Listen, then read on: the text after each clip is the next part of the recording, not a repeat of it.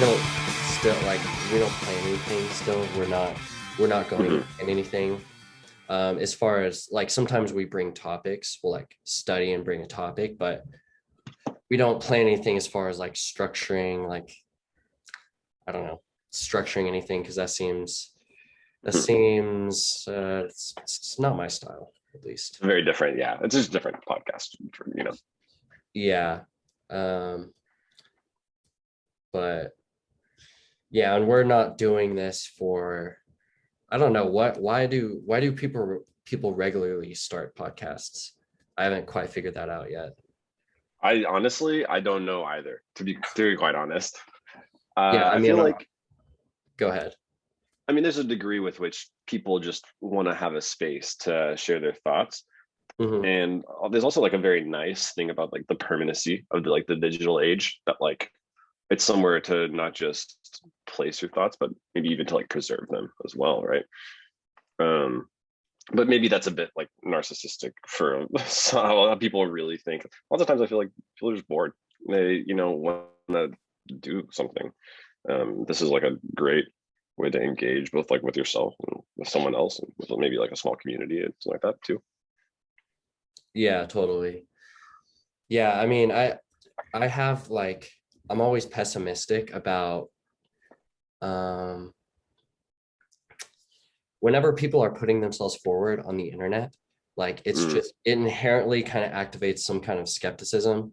And for me, I'm especially pessimistic about it. So like I assumed for a long time, like I had the mindset that anyone that's trying to advertise themselves or brand themselves is like in some way fraudulent or in some way like a charlatan, which is a mm. terrible mindset to have.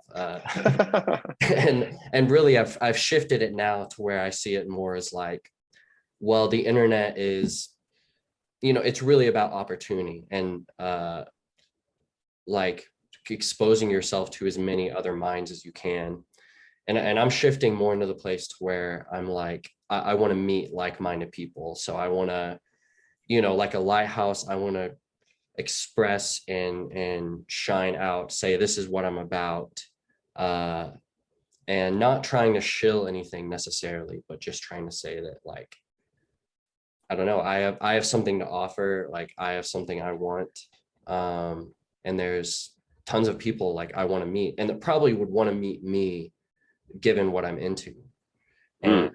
it's more of just like saying, I don't know, it's a weird self-love type of thing almost for me now because it's like saying like I'm just worth it, like I'm worth at least just like going out putting my voice out there, and that there's nothing wrong with that. I shouldn't feel guilty about that. Yeah. I mean, if I could be a California progressive, I'd be like, yeah, it's the white man in us. Yeah. No, totally. Which Did you that's a see? whole I think loaded thought, but absolutely, yeah. And I just have like a brief comment on it. But have you seen Bo Burnham's new special Inside on Netflix? no, I see I'm getting a lot of ads for it though. So Okay, so I'm not like I appreciate Bo Burnham. I think he's a talented person, right? But I normally am not like necessarily like the biggest fan of like his comedy or something like that. I mean, it's nice, but it's not just my cup of tea exactly. I wouldn't like sit down and just watch it all the time. But the news special is kind of something different. It's not like a comedy special. It's he sort of essentially tries to capture the pandemic moment and particularly a lot of the culture that surrounds like the internet and how that generates a lot of rot in people's lives, especially through the pandemic, and like a very kind of dark comedy art thing that's like just him. He wrote the whole thing, he filmed the whole thing, he did everything himself, and it's really great. But he literally at the very beginning talks about like why am I even talking about this? Like why am I even sharing all these kinds of things? He's like, maybe like white men needs to stop seeing not white men need to stop seeing every political issue as the advent of their ability to self-actualize themselves in the world or something like that. I'm like, fuck, caught me right there. dude, that's funny. It's like a cabin fever type of Yeah, production. yeah. Nice. That makes me think, have you seen the movie Forgetting Sarah Marshall? Okay, so I know the Jason movie. Bateman. It's been a long time, I think. I think I've seen it, but it's been a long, long time, so I don't really remember much. Okay, well, it's just kind of funny because like the main character, like the premise of kind of his personal, I don't know, revolution and redemption is that Hmm. he's like writing this vampire puppet musical that he just like has to bring to life. And he's like he does like music for TV shows and movies, but he loves like Mm. theater.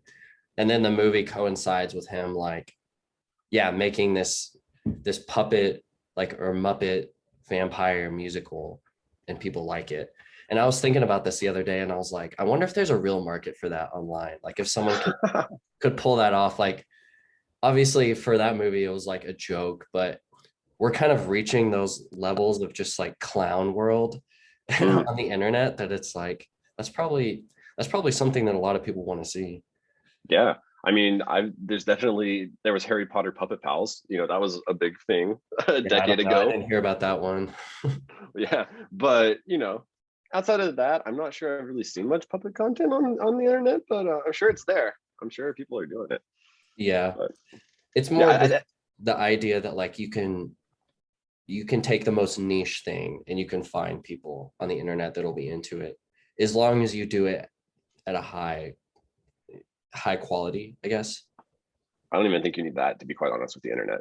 I think you can Yeah. find the most niche thing you want, and like there's a community somewhere. Kind of one of the interesting things about the internet. It's kind of, I think, more broadly, oh, about I think about the internet and the way that it's maybe slightly broken humanity. And I have a kind of pessimistic output or outlook on how and exactly the fact that it has broken it. Um, and I don't necessarily want to like say people should be excluded or should be able to find communities or these kinds of things. But like, human beings for a long time have been social creatures, and we sort of do a little bit of like, isolation and shunning in our communities. It's somewhat natural. If someone just has Tribalism. yeah, exactly. But even tribalism of ideas in society, as Mhm. cities and villages and these kinds of things developed, someone with like bad ideas, you just sort of don't hang out with, or you don't really communicate with. They kind of get pushed away, and that's like, you know, I don't necessarily think that everybody should be isolated, or that they should be isolated just because of their bad ideas. They deserve somehow to feel isolated. So I don't want to say that. I think people deserve to feel comfort and to have happy lives and all these other things. But um, what the internet has done is it has removed, I think, a lot of that social pressure from a lot of more isolate communities. And it's kind of resulted in the fact that there's now hundreds or thousands or even more communities for every niche little topic. And not all of those topics are actually good or productive thoughts and are things that you really should be thinking, right? Like in an ideal world, the shunning mechanism is a restitution mechanism where you go, oh, hey, this is bad, so like, oh, you should feel maybe that or something, and you recognize that, and maybe your thoughts change somehow or something like that, and then you're able to kind of reintegrate yourself back into society, um, as a way to try to help society be healthy and be productive. But I mean, productive is Well, and what you're all basically saying stuff. is that almost the social signals and the social pressures should be somehow conducive with reality or conducive with how we're surviving and how we're pushing forward. And in the internet, you can go off in a million directions and you can just silo yourself in a filter bubble. And then you're not really getting feedback from reality. Everyone's just like, they're abstracting more and more onto their internet interactions and kind of virtual realities. And Yeah, but I mean, there is also definitely that occurring, and I think that's with like social media and the advent of like Silicon Valley and all these kinds of things. We've seen that, but even kind of before then, I mean, people with conspiracy theories and all sorts of stuff have always existed, of course, but like people who are like Holocaust deniers or anti-vaccination and these kinds of things, um, they tend to spread very particularly in the internet, and they don't spread in normal society, right? You can't just go around to your local hangout spot and just start chatting about these ideas, most of the time you either know that they are agreeing with you, and so then you're going to talk about it, or you just don't talk about those kinds of ideas, right? Because they're kind of usually a little strange, right? Yeah. Most people don't react well to talking about those topics, right? But So there's something about the internet as like a delivery mechanism to where you can get way more mind viruses, basically. Like there's, mhm. yeah, the way that information spreads on the internet, like the qualities that make it fit on the internet, that make it spread well, are not necessarily the same qualities that make something spread naturally in the real world. Like if you have something in the real world that you think of as like really virally spreading ideas, that's mostly coming from the media or advertisement, or and of course technology is that new boon. And then before, maybe 200 years ago, it was a book or something like that, like a novel, a story. But now it's like it's so frictionless that you can have Harambe can take over everyone's like mind in a week's time or something like that, or just whatever meme of the week pops up and then people forget about it. And so Exactly. It's like a I little bit. definitely think it's interesting. And I spend a lot of time thinking about social media. So I know a lot of the reason because of this is how they design the algorithms to basically optimize for engagement. But even beyond that, like you're saying the internet, and like I'm not sure if it's the internet inherently, but rather like how we're leveraging it. I think there might be something kind of intrinsic though to the internet, because it just simply connects people's ideas, right? But I think in a very beautiful and simple idea of what the internet is, that is kind of what it is and how it shapes and affects society. The problem is not everyone has good ideas, and I think it's harsh to say that, but I think maybe all of us could probably agree that if we're going to be critical, like some people just have bad ideas, right? And Yeah. finding a community to support you in that isn't always going to be good for you or society more broadly. So I think the internet inherently can exacerbate the like generation and propagation of bad ideas in a human society, versus what it would have been without that. Yeah. Like for example, if like one person with one bad idea is in Cincinnati, Ohio, or something like that, and then one other person's somewhere in Los Angeles, California, they would never meet, right? They would never be able to reverberate their ideas and share them. But just having the breadth of which hundreds of millions or billions of people are connected through, anybody can find anybody or anything, and build a community. Yeah. Yeah. It's a double-edged sword. And this is how technology always feels, is it comes with like great advantages and new things that we can do, but it also comes to the downside, which sometimes the downside is just simply that you're giving access to a lot of leverage or capability to an increasing number of parties, in which a few of them might be corrupt and might try and ruin it for everyone else or use it against everyone else. Mm-hmm. And so, But I'm a big fan of liberating people and giving power to many individuals and trying to spread out people's access to new things and all that kind of stuff. yeah, of course. But the problem is then that they like, first of all, a similar kind of thing occurs in the internet as well, where like people still do the social shunning away from major platforms, and then they push them off to some other platform, like the advent of Parler and whatever else has gone on in the internet's history. I'm sure there's a thousand examples to pull up. But I don't know. Sorry, I kind of lost my train of thought there. No, totally. I mean, it's something that's like it's come onto us so fast as a species, and we're just like totally swept away. Like we're not Mhm. adapting our thinking to it. Like seemingly the Enlightenment, and over not just the Enlightenment, but just over the course of humanity, we've kind of carved out different ways of basically having an evolution of ideas and sorting out good ideas from bad ideas.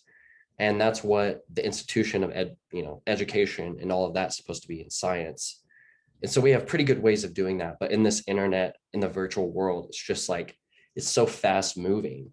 Mhm. And the way that our brains are set up, it's just we can't react to it and with the same due diligence that Yeah. maybe we can in the real world with you know, if our environment, like if your physical environment is changing around you, you probably have a lot more natural inclinations and tendencies to tune into that as a human versus like your digital environment is surrounding you and there's all sorts of mind viruses and ads and manipulation happening in the background and you're just kind of swept away by it. I mean, it's too Yeah. much to keep up with, too much bandwidth basically, or Yeah. don't have enough bandwidth.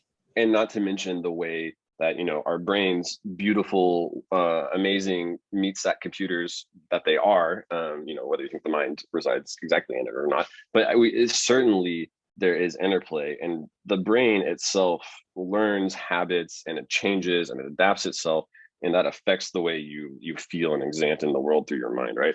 And the internet, like, people are generally very poor about being reflective on how what they're engaging with is actually affecting them, right? Self-reflection is difficult, especially to be objective, or to be honest, almost impossible, right? And I think a lot of people don't even realize. They're just like, oh, I'm just getting on Facebook, right? I'm just kind of getting on TikTok or something like that. And not even whether you engage with the right content or the wrong content, which we've already been discussing is, you know, a huge challenge when you access the internet. But the most accessible content that you will see, you know, your Facebook feed and TikTok or Instagram, are all designed to somehow shift the way we engage with media. Or they're different, at least, than very old, very long-standing traditional methods of engaging with media. And then your mind itself adapts and responds, right? So, like, like the classic case, for example, is the shortening of attention span, as well as, I think, like the obsession with obsession is probably the wrong word, but the prevalence of instant gratification in the American culture right now, right? I would It's say obsession. well, I would push obsession. it that far. Well, I just don't know that I want to agree that everyone is, you know, necessarily obsessed Yeah. with it, but certainly so many people just kind of begin to live their every single day considering only the next set of gratification, right? I mean, how many memes came through the internet on the pandemic of like, how am I going to get my dopamine today? You know, am I going to read a book, or am I going to you know, am I going to go for a walk? Maybe, maybe I'm just going to sit at my desk and watch TV or something like that. And you like list all the different ways. It's like, ah, yeah, check this one. That's how I get my dopamine today. And then like you wake up again, you're like, all right, which one am I going to pick tomorrow? You know, and like that's suddenly becomes your way you experience life, is just like, how am I getting this next small amount of satisfaction? And you know, ultimately in the long run, it becomes, I think, extremely dissatisfying, and you become, you know, very unhappy in a way that's not just about happiness, that this is like, my life may or may not be losing meaning, right? Because you only see the next 12 hours, and you know, maybe the next 12 hours aren't that important, so there isn't much meaning in the next 12 hours, whether you get the dopamine hit or not. And building meaning in one's life is difficult. And I think, you know, the internet and the way the media changes it um, continues to make it more and more difficult. Yeah. No, I totally agree with all of that. And, you know, this, oh man, this sparks so many thoughts for me. And maybe we need to have a future episode just about this, because I've spent not as much lately, but spent a lot of time thinking about this and kind of studying this and trying to build actually technology that helps people think about this. And this actually goes back years. I don't know if you remember this interaction, but probably 4 years ago, I Mm-hmm. I asked you to like go out to coffee with me to help me with something. Mm-hmm. Because I had, even though I did not know how to code at all, I had absolutely no experience with software. I had this idea that I wanted to build an app, and I kind of had a few ideas around it. And like we sat down at Starbucks, and Oh you yes, wrote I out, remember. yeah, okay, you wrote out like, here's what a front end is, here's what a back end is. I'd never heard of that before. I was like, oh, okay, that makes sense. And you kind of told me like, you know, here's probably what you'd have to do if you're making a web app. You might have to host it on Amazon. like here's the various languages you'd have to do to build this stuff. Anyway, this was, this must have been 4 years ago, but the idea I had was a little seedling of an idea that was just some friction that I had felt around social media years ago. It kind of has to do with this. It was my like distaste for how I was being tracked, the kind of what it meant to have that kind of information against me, and like how much you could really do with that information. And, I had the idea that like, I would love to have a personal dashboard that I have, no one else has, that shows me all of my online information and lets me use the same machine learning and AI analysis that big companies use against me to be able to use it on myself, so that I have the greatest point of intelligence. That wasn't, I wouldn't have been able to put it quite into those words at that time, but that was the seedling of the idea, and kind of what I worked on some at the beginning of this year and at the end of last year with 2 projects I had. One was called FB Explorer, which is only for Facebook. And the next one was called Reclaim. And I talk about this on our episode called All of Our Failed Projects. So if you want to know the outcome of that, I mean, not that it's failed, like I have an alpha prototype that like works and does a few stuff, but it's like, it's marooned. It's something that I had to put down, and like, I hope to pick it up again. But like, this is an area of like in a great interest for me, and one that I think is really underrated, and kind of that I think people are just now starting to wake up to the gravity of the situation we're in, as far as the asymmetry of information and kind of information environments that we've been put into. And like you're saying, I think it's insight and reflection are things that we have to take back. And an important thing for that is just like information and data. And if I can know some hard facts about myself and how I've interacted with information over the last few years or whatever, that gives me a lot of traction for reflection and insight to hopefully improve myself. But in the end, it falls down on the individual to even care in the first place. And that, I think a lot of people just won't care. Yeah. I mean, finding things to care about, and also especially very big things, very heavy things like that, like dealing with your own information on the internet, the privacy issues, or your ability to access what somebody can understand about you from what you put out there, even understanding what you are putting out there as with the tools you engage with. It's just so difficult for an average person, right?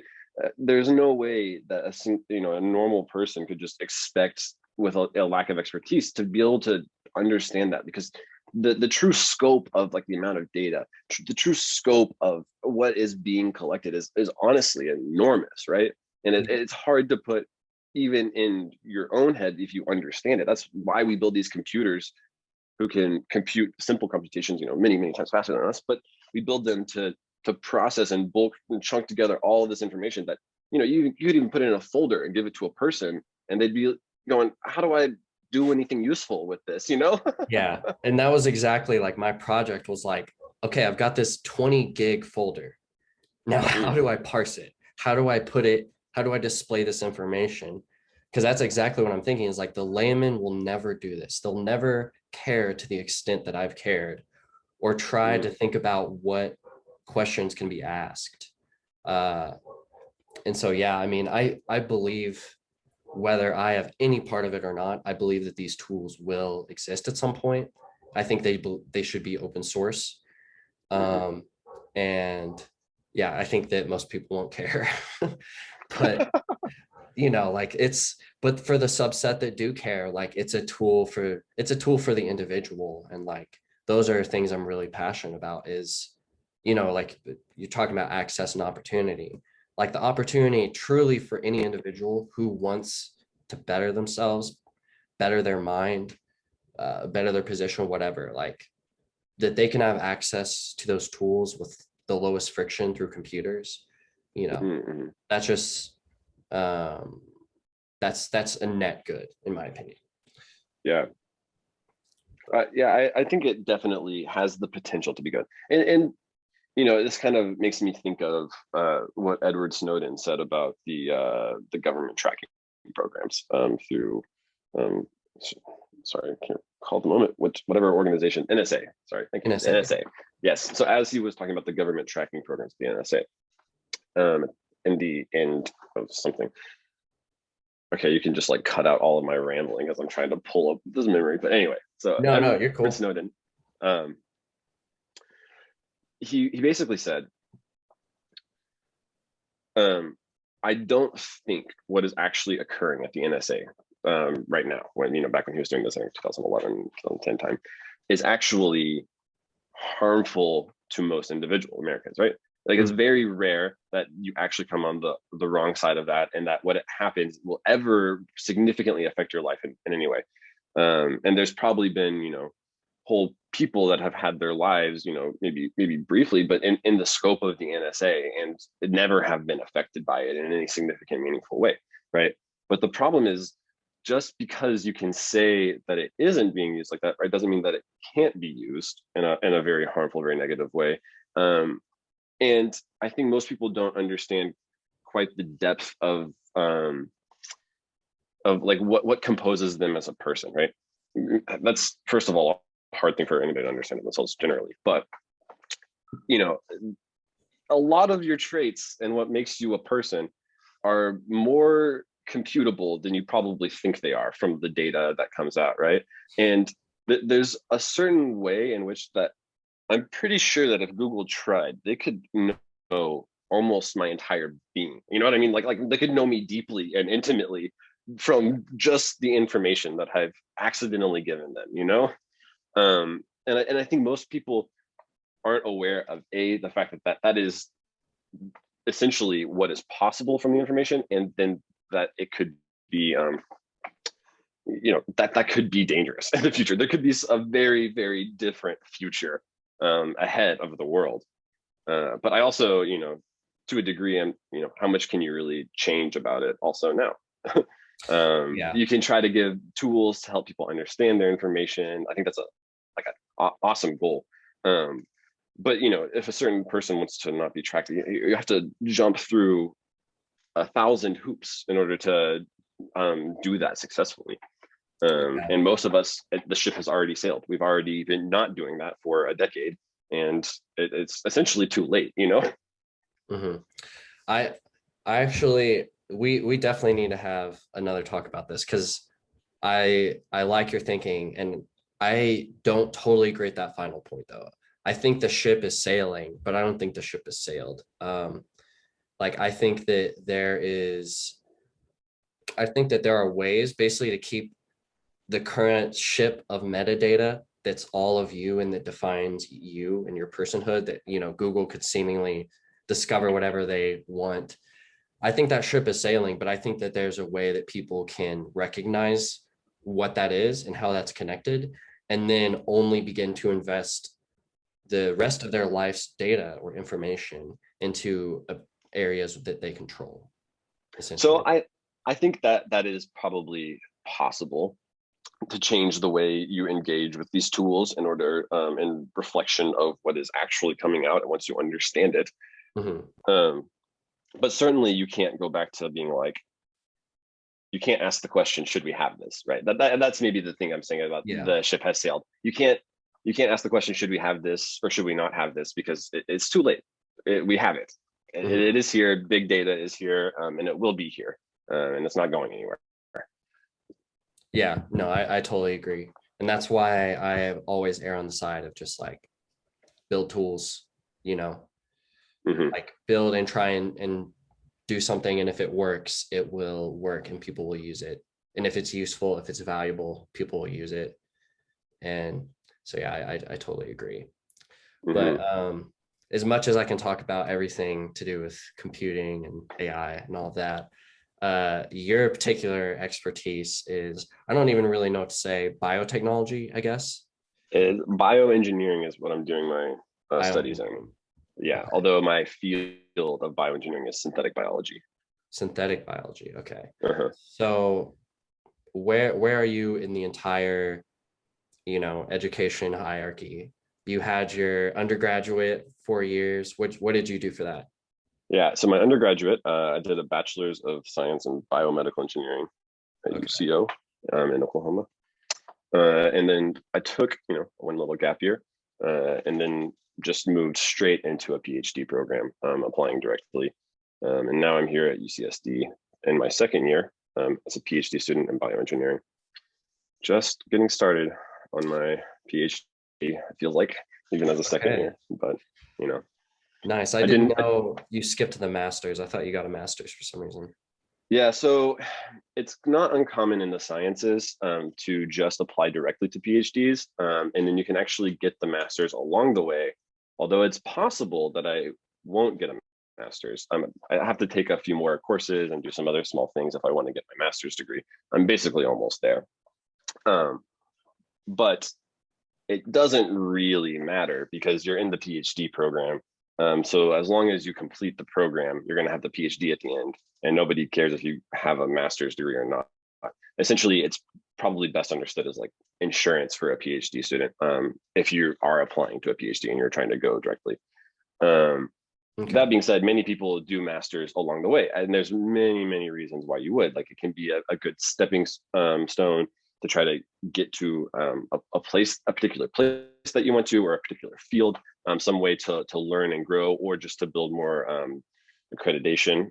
As onerous as that is, and unnecessary as it is, unfortunately, sometimes people pedigree does matter in the academic world, right? So if people are aiming for a PhD, you can build pedigree and all that kind of stuff by trying to go for a master and stuff like that. But if you don't have to in the sciences, I would say there's really no reason that you need to. And you can kind of just go straight for the PhD, and then it's much better because even if you do the master's, you'll be usually funded along the way. So versus most master's degrees, you're paying for kind of the whole time. Yeah. No, that's good. That makes sense. I mean, for what you're doing specifically, you kind of have to take the academic route. Like there's no Mm-hmm. alternatives. Mm-hmm. I'm Yeah, lucky yeah. for me for my personality type, I'm lucky that for software there were alternatives, and I invested in those because I dropped out of high school and dropped out of community college. So I quite mean, there is a whole underground sect of bioengineers or synthetic biologists who call themselves biohackers, right? And yeah. those people, so you don't have to do it this way. That being said, a lot of the biohacker dream is to like re-envision Silicon Valley for biology, and like I don't necessarily support even that notion, right? You know what I mean? Yeah. No, that's interesting. Uh so you're taking the tried and true path. Yeah, it definitely works well for me. You can I also kind of maybe someday would like to be at a university. I do kind of enjoy teaching. I've always kind of enjoyed teaching growing up, just doing tutoring or other small things like that. And I think being a PhD professor at a university somewhere offers a lot of dynamic opportunities in a career, because you can be a researcher, you can be a teacher, you can be an administrator, and you can be a mentor to graduate students. So there are many different roles, and that's the diversity of that is something that I kind of want in my career, something that I don't necessarily have to always be pigeonholed down into one little thing. And also, I think it's nice to be able to still feel your way out into your career, right? Rather than many people, any job is a job at the end of the day, and they'll just be working. But many people think that their career is going to be something they study, they spend all of this time and all of this money and all of this energy working towards that, and then they achieve it, and they get there and they go, oh, this isn't exactly what I wanted. And so having a career that offers you some flexibility in what you're doing on a day-to-day basis, can help solve any issues like that may come up. No, totally. That makes sense. And like, I mean, I respect for you like, I kind of have I think academia can be like kind of the opposite of what you're describing a lot of times. Like you're talking about opportunities and research and new things and dynamic, but a lot of times academia for other subjects is just, it drills all into this same place and there's very few opportunities.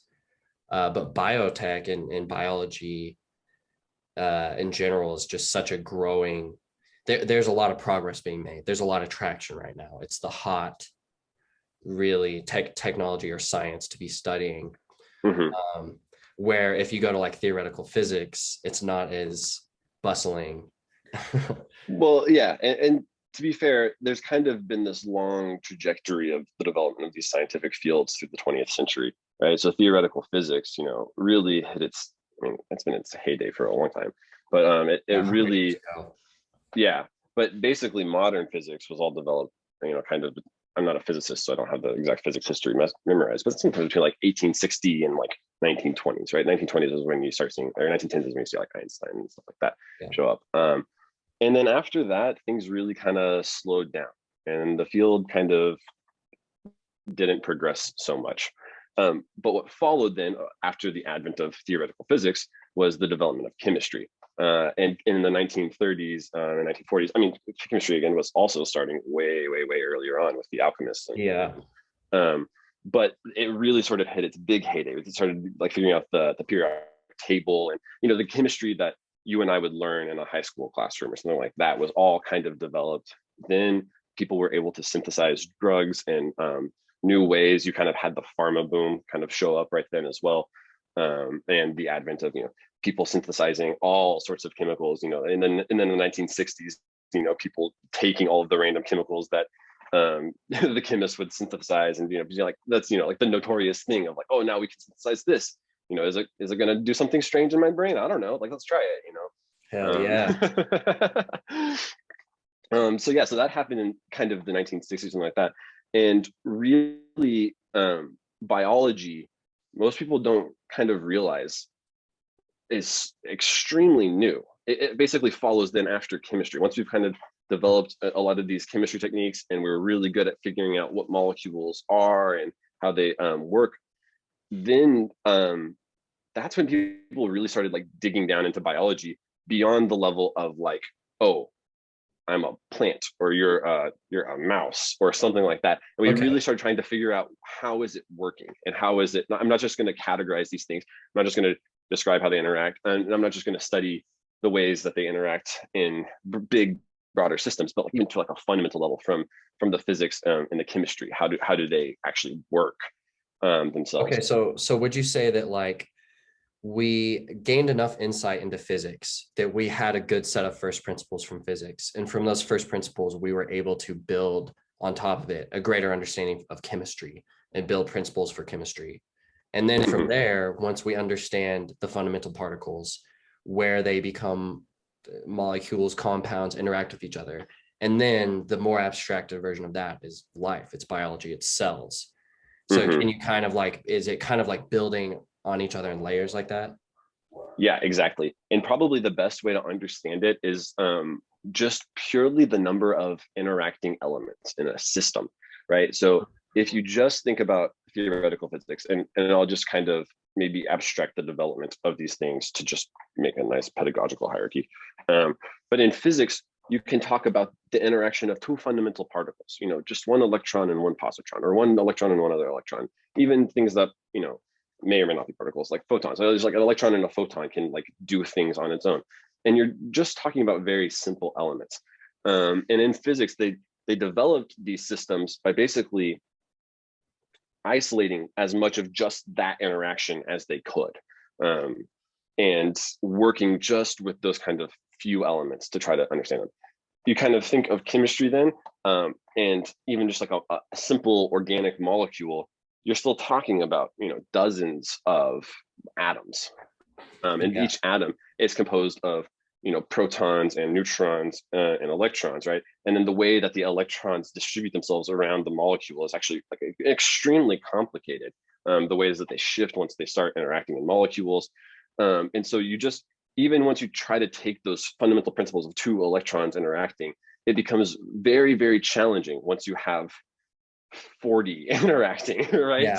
and if you look at like physical chemistry or something like that, then if you try to kind of keep going onto biology, molecular biology, and really maybe like a physical biology, if there's such a thing, is essentially that, but then again on steroids. It's like the same exact thing where you have then 40 electrons interacting into like a molecule. You get 40 molecules interacting into a cell or system.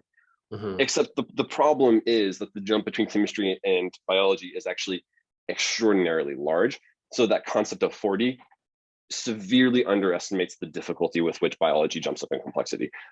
You're talking about thousands of proteins, all of which do their own thing. A separate giant DNA molecule that's trying to guide the whole thing somehow, some way. And then there's, hundreds or dozens, every single gene that produces a protein, right? And there's, again, thousands of them, even the simplest cell has dozens of interacting elements all along the different DNA part that come from all other different kinds of proteins. So then if you try to like start imagining how am I going to stick all of these things together, it becomes too much for even a mind to even hold all in at once. Yeah. And that makes that's sense. Why. Oh, go ahead. I was just going to say, and that's why I think biology has become kind of this big hot topic and why it's expanded so much. It's actually, people colloquially say that biology is like 10 times as big of a field in science as any other field in science. And it's because that jump in complexity is so difficult that we're very poor at understanding it. It's our techniques and our ability to do that and to grasp that and to describe it, even if you assume that we've perfectly understood chemistry and physics. And so then you just write down enough equations, right? The number of equations you would have to write down is an impossibility. And so it takes very, very dedicated people with very precise understandings and like very novel ways of thinking, right? You have to be very creative to be able to try to understand how these things work, because we need better paradigms. We need better tools and techniques to think about these systems, such that you can't just take the pure physics and biology or physics and chemistry principles, because it's too complex. And so you need something else to try to help you work with these systems. Yeah, totally. And it kind of makes sense that if you were just looking at, if you were just studying biology, just at face value, you have no underpinnings of physics or chemistry, to try and ascribe meaning to the complexity of interactions that were happening, it would be impossible. It would be so difficult to just try and look at it and try and guess what's happening underneath, why, what's making it happen. So you start from the bottom, like you're saying, you start with two particles, you zoom in as far as you can and you find the most binary thing, like what happens when this one thing interacts with this one thing. And then you figure out, like, here's the 3 different ways they interact. And then, okay, what about this thing and this thing? And then this process of just boring iteration and basically data capture, we build up, some kind of a mental map, and we're able to abstract them, build on top of it, et cetera, et cetera. But like, as you're talking about how much more complex this is something I know about, like computational physics to computational chemistry to computational biology. One of my coworkers used to do computational chemistry, and he's showing me some of the code he wrote in Python and how he, is like, I can't even repeat what he's talking about, but they simulate just pools of different chemicals and how they'll interact.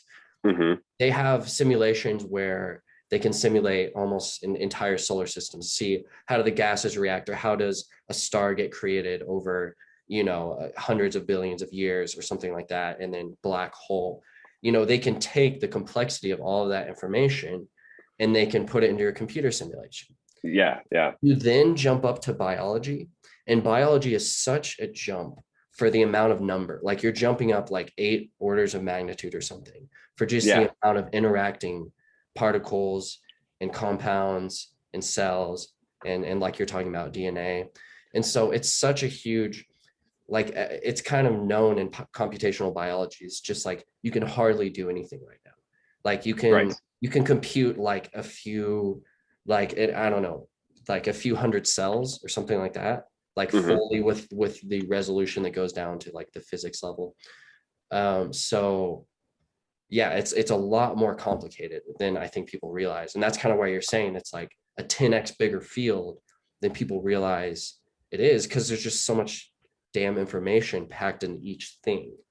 Exactly. So like to play off your example of the universe, right? Even though that is, you have, many times more interacting elements than will ever be in a cell or something like that. How can you describe it so well? And it's because fundamentally the way that the universe, you can simulate it, and the things that drive it are the fundamental forces, right? So you got like four fundamental forces, maybe more, maybe less. I don't know exactly how the theoretical and computational physicists do this, but predominantly you're just interacting with mass particles, right? So even though there are so many different kinds of them, all these things, you can describe them as just kind of masses interacting with like gravity or something like that. And that becomes, suddenly you've abstracted the complex thing into something very simple that only has a few interactions. And that happens when to describe the behavior well. It doesn't describe it exactly. It's not telling you that following these mathematical principles, putting them in a computer, and then that's how the universe develops, but rather that those tools can really help you understand how these things do form in the real world without needing all of the necessary complication. But that just isn't possible when you talk to a cell. You still need hundreds of metabolites, like little tiny molecules, to be describing their behavior.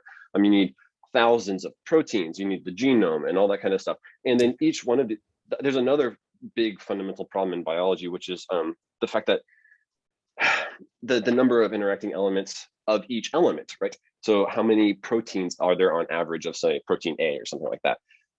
That can actually be very small in biology, like say like 10 proteins per cell or something like that. And then of course on the genome, the gene that that the protein maybe interacts with, if it's regulating the genome somehow, there's only one gene element, right, on the genome. Well, maybe depending on what kind of cell you have, but essentially you're talking about like 10 things interacting with one thing in a giant bubble where basically they're all just sort of moving around randomly. And that generates, just like you just think about that immediately, it's such a random chance that the two things meet. And so then the stochasticity that underlies all of this can actually be so challenging that if you just try to model it by naively modeling that stochasticity, a lot of times the models that come out are just completely useless because they don't really tell you anything functional other than the fact that noise dominates anything you're trying to understand about the system. Yeah, no, totally. Yeah, I wasn't even thinking about the genome. When I was thinking about cells, I was like, yeah, maybe like we have supercomputers that can like simulate a few hundred cells, but then like you're describing like what genes affect what proteins and how do they interact, and what is even like the ratio to them or the chances. Like if you imagine trying to codify all of that, or even can you codify it? Can you look at it and examine it and truly understand the all of the interactions that particular protein or combinations of these things can happen? It's really jarring. And you think about like I love to think how nature built this and just grinded it out, depending on Mm-hmm. what you believe, nature, God, love, whoever built it, I don't care. But Mm-hmm. like it's just this grinding billions of years where every experiment's being tried. If you imagine like if all 8 billion humans were like all just curious, reckless scientists and technologists, and we're Mm-hmm. just trying reckless experiments all the time, most of them failing and blowing up and killing and all of that. And just like, but the amount of progress you'd make in the unintuitive systems that you would build through that process, like that's what nature has done at a, you know, infinity X scale than what we could Yeah, ever do. exactly. And so, yeah, I mean, I have a lot of respect for just the complexity. I mean, me and Josh talk about this all the time. Just, I don't know, respect to nature, have humility to nature, because it's so much more than we can ever understand, and it's Yeah, integrated in everything that we do. it is an astounding and beautiful mother that has made life its own beautiful thing. Yeah. And honestly, even just being able to like know that these things are occurring under very simple biological systems in like a single cell system, like on a microscope. If you're looking at a couple bacteria interacting, just imagining that complexity is occurring inside of each one is beyond something that, you know, you could ever hope to necessarily like generate of your own, at least right now, right? But that's actually what attracted me to synthetic biology, and kind of out of bioengineering. So while the umbrella of what fits under synthetic biology is big and has been growing expansively for a long time, generally it's sort of like the concept of designing new function in biology, or rather designing biology.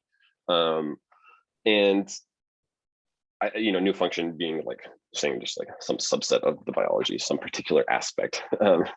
Trying to be humble in our ambitions. But the faculty member I work with, Jeff Hasty, he sort of worked for a long time with a lot of the people who founded the field. And I mean, he himself was kind of a part of that very fundamentally as well. And the original ambitions were looking at biology and thinking about these systems where they were, you know, we were understanding that they were kind of this complex layer and all these other things, but there were certain parts that were well described. Being able to at least understand the central dogma of biology, you know, DNA to RNA to protein, and some other kind of core elements led to an understanding of biology that they said maybe we can try to design some things.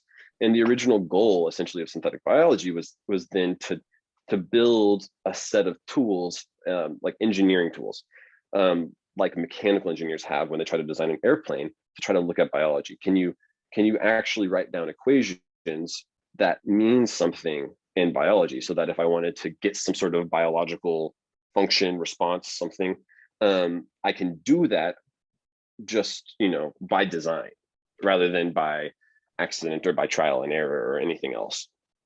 And so I that's what I really love about what I'm doing, is essentially, you know, taking some very small part in that process. Yeah, totally. I mean, I think that this way of thinking about biology and leveraging it's entering the, you know, the cultural conscious more and more. I think stuff like Black Mirror and I don't know, like all sorts of sci-fi fantasies and movies that have come out kind of lean into that. And of course, it's almost always dystopian. But, you know, from the practical standpoint, the people that are on the ground trying to push this forward, almost all of the applications at first are purely like medical or meant to address like some harm to people, like cures for cancer, cures for diseases, stuff like that, right? There are a lot of those, yeah. So I would say though, the kind of synthetic biology I work on though isn't actually so much application focused. It is very common, especially because you need, you know, money in order to be able to do something in science, right? You need money to do anything in the world.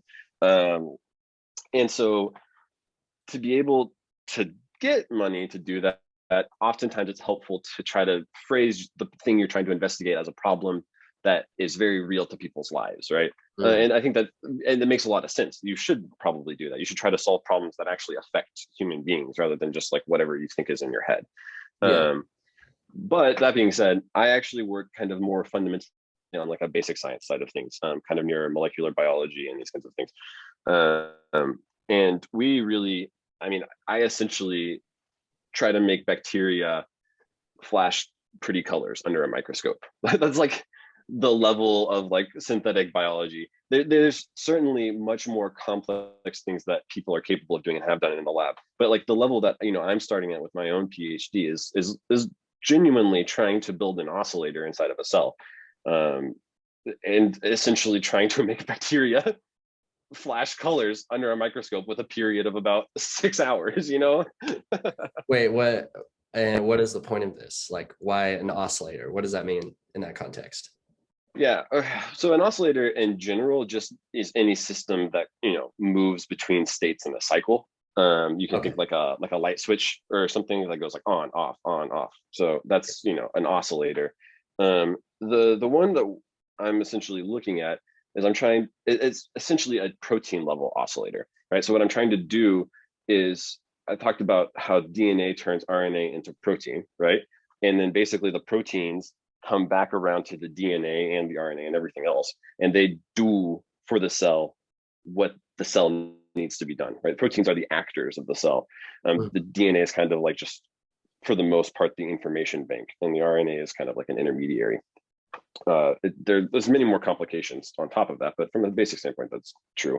Yeah. And essentially what I try to do then is design bits and pieces of the DNA as I would want them. So that way, once they turn into RNA and then the RNA turns into protein inside of the cell, that it generates some function on the protein level that it wouldn't otherwise do had I not designed it. And in particular, the complicated thing is not to just be like, oh, I'm going to put a gene inside of a cell and have it just be expressed. I just want to make gene, right? People have been doing that for a very, very long time. But instead, if I'm trying to build like a whole system inside of a cell, maybe something that can compute or something like that, I'm going to need, a clock pulse or something like that, right? If you think about it like a computer analogy, and how you design those things, you build like, a clock pulse, and then every sort of clock pulse, there may be some logic that occurs. And so the computer, or it's like the cell may be able to process information based off of like a clock pulse or something like that. Or just in general, you might want to be able to control protein levels dynamically for any number of reasons in cells. But here's a great one, actually, of why you might want to build an oscillator. A separate oscillator our lab has already built called the synchronized lysis circuit. And it's essentially a bacterial population level oscillator. So instead of looking at like a single protein level, you're just looking at a population. And the way it works is that the bacteria naturally are able to communicate with each other using very tiny molecules that just sort of like go between their membranes. They're inhibited by the membrane, but they essentially can just move around and diffuse, and kind of just spread out in the area. So the cells themselves sort of just make that at some level when they're around. And when you basically have more cells kind of packed together, as a result, that molecule level goes up higher, right? And if the cells are more spread apart, then that molecule level is lower. So we say that's a quorum sensing molecule because it senses kind of the density of the cells in a nearby area. Okay. So the natural machinery inside of cells is to use this to regulate metabolism in a biofilm. So when bacteria grow out and try to spread into a population, eventually they reach a certain size of like, however many hundreds of thousands or millions of cells are inside of this biofilm, where the ability to get nutrients kind of from the edge to the inside is pretty poor, just because there's so many cells in the way. So bacteria themselves are able to sense that there's so many cells by using this quorum sensing mechanism, right? There's this molecule that builds up so much, and then they have a response to pause the metabolism of the outside cells. So when the inside cells are needing nutrients, essentially they pause it on the outside, so that way the nutrients are more available to the middle, and that allows the biofilm to essentially grow bigger than it otherwise would if this didn't happen. What we do is we just cut out that whole machinery and we just use it as we would want it to be. So instead of driving something that pauses metabolism, we use it to drive a lysis gene. And lysis means that the cells split open and they just die, essentially. So as a result, if you imagine that you're driving that instead of the metabolic pausing machinery, the bacteria themselves, from a few starting seed cells in some culture, they're going to start growing, right? And they keep growing, they keep dividing until they reach a certain density where this quorum sensing starts activating. Once it activates, then it drives this lysis gene and a bunch of them die. And there's basically a few that by random chance and stochasticity, like these other complications that we said, they just survive, right? They just so it's like it's a self-balancing like cell population. Well, exactly. Except not just balancing, it actually goes through oscillations. It goes from like almost zero up to a really high density, back down to zero, back to a really high density, back down to zero. And it does this essentially for as long as we can make it. There's a sort of Darwinian limit where if eventually the cells evolve away the ability to do this, of course. But we use that to grow those inside of tumors as a potential cancer therapy, because you can actually make an anti-cancer agent inside of a cell really well. The problem is it's actually very hard to get it out of the cell. So and if so you destruct the cells, then that anti-cancer agent can be released. exactly what happens. And also, there's like many potential benefits of why you might want to engineer biology to do this instead of just injecting the drug yourself, right, with a needle and a syringe. But one, for example, is that the bacteria themselves only grow inside of the tumor because it's already immune suppressed. Your immune system is already not very active in that site. Otherwise, it probably would recognize that there's a cancer there or something, Yeah. So as a result of the immune suppression, the bacteria can selectively grow inside of the tumors. So then they're producing this, and all they're doing is releasing that drug in the tumor, inside of the tumor.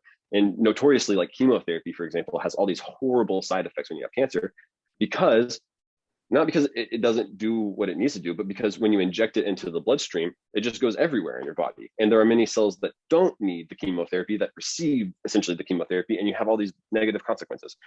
So one thought is you could build something kind of like a chemotherapy inside of these cells, and it would be delivered only locally inside of the tumor. But you might ask also, like, why wouldn't you just inject that then with a needle, right? You could do something kind of similar. So another potential benefit you can think of is that it continues to do this, right? If you go for medical intervention, say you do this for like once every 2 weeks or something, then that's just your one injection, and you're kind of on pause, and you're just waiting for the next one, hoping that it works. Meanwhile, the population is building up, but, and then it's going to be released, and then the cycle will start. Yeah. So if you use bacteria, though, instead, they're going to be generating it, and then they lyse, and then it goes down. Kind of similar to how if you use a chemotherapy drug, eventually it will go away, right? Eventually it will be used up and it will go away. But what's different is that the bacteria will then regrow, and they'll do it again. So they'll get continuous delivery. And because it's only happening because the immune system is kind of suppressed in that area, in principle, it could happen and kind of regulate itself until the immune system activates itself and is capable of taking back over, and so, the field of using bacteria, especially this kind of bacteria for anti-cancer therapy, is only a handful of papers. It's a very nascent thing. But you can kind of see how there's like this kind of potential benefit. Once you can design biology, you can kind of build these oscillations. They inherently have some way of being able to be designed for other function that you can kind of think of, whatever you can invent at that point. The nuances of why I'm trying to build a protein oscillator inside of a cell are kind of small, right? No, I think that's a good explanation, and I love technology, and I think of technology and energy and like progress. These things, I think of them as kind of humans leverage the natural energy of nature. We figure out some insight about how it works, and we leverage it in order to increase our capabilities in some way. And basically what you're talking about is like, you're not doing a ton of engineering. You're not changing every variable in this process. Instead, what you do is you're observing something that's naturally happening. There's this bacteria that detects when there's a clump of cells, and when it does that, it releases something in some process that's arbitrary. You take that over, and then you're saying, if I insert this, it'll kill the cells. And if I fill the cells full of a drug, then it'll release that drug and it'll self-replicate, and then the immune system can take over, and kind of all these domino effects can happen afterwards if you fully understand them. And so exactly. That's pretty interesting. You're kind of just stepping in there in the middle and just changing one aspect of it, and taking it over. And really, it's more, so I guess what I'm saying is it's less about the engineering, and it's more about the understanding and the application and the context at which Yeah. And so, I mean, that is like, an application specific example. Like sometimes what I do is I just sit here and think about ways to model and describe these with like easy mathematics. Because again, with some of the goal is, can I also build tools beyond just the concept of how, like, the very limited understanding of like building an oscillator is like you have an element that provides positive feedback, and then you have some element that provides negative feedback, and then there's a delay between the positive feedback and the negative feedback. So when the level is low, right, then the positive feedback ramps up, and then that gets high, and so then the negative feedback becomes very strong, but because there's a delay, it doesn't balance it out exactly, and so it rises up, then the negative feedback kicks in, and that drives it back down, right? And then Yeah, so that cycle kind of continues. there's stuff there, one of which is time, which is always confusing to bring into the equation, or time, or at least sequencing of events. Especially delays. If you try to model something with a delay, it's a very rarely understood or studied field of mathematics, for example, when you try to model something like that. And so, something I do is also just think about how can we model this simply? Can I like describe this using a good model? Can I simplify my assumptions? Can I, what results from the model, can I get something useful? Like maybe I can write down any sort of complex model that means nothing, right? And I can simulate it in a computer, and maybe it can match the biology exactly, but that doesn't necessarily mean I can work with it, right? But if instead I can write a simple model down that maybe is close and approximates it well, and then I can just, using some paper, actually solve what's going on in the model, and maybe compute like the period of the oscillation, like how frequently does this shift from positive to negative feedback occur, right? That might be a relevant feature that I want to design, right? And from my model, I can then maybe just compute that quite simply and figure out what different parts are actually generating and influencing the period overall from the model. And that then helps me go back to when I design these things. So then I could make the prediction that, say the period I in my model ends up being proportional to some promoter strength or something like that. I could ask, does the period when I change the promoter strength follow what I think the model says it should do? And then I go into lab and I build a few of them, and then I see, does it happen? Okay, I see. And then kind slowly, of that circular process. Yeah, and slowly you get better and better tools to be able to describe these things. So that way you don't necessarily need the very complicated nonsense that happens now, where you have to, nonsense is probably the wrong term, but essentially not very little can actually be derived just from your concept of how something should work in biology, right? You can try to design a genetic circuit and imagine how it's going to work, but I mean, there's so much that's unknown. First of all, we talked about, cutting out this quorum sensing system and just working with it, right? Well, the reality, a lot of those systems don't actually have to come from the biology that you're working with, right? Because all biology is kind of based in the central area of like DNA to RNA to protein. A lot of these elements that we pull together to generate like the positive feedback element or the negative feedback element or the quorum sensing element, they all are from other species of cells, and they're like found to do that thing there. So what you do is you cut out the piece of DNA that codes for that, and then you put it into a different cell, and then you just hope it does that, right? But again, there's 10,000 other proteins in that other cell that you did. They might interact with it in complex and unknown ways, and you sort of just assume that it doesn't.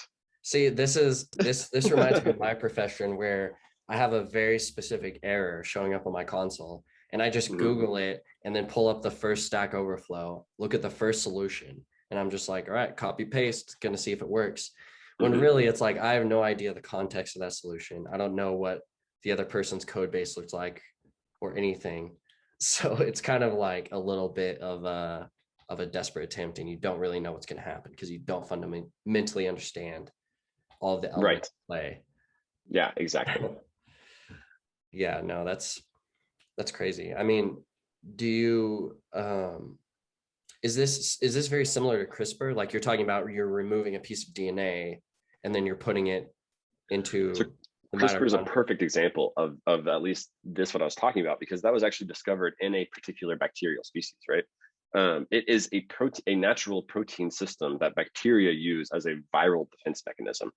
Because what it does, the bacteria basically use the CRISPR system to recognize viral DNA, basically like small sequences of DNA that aren't in their genome.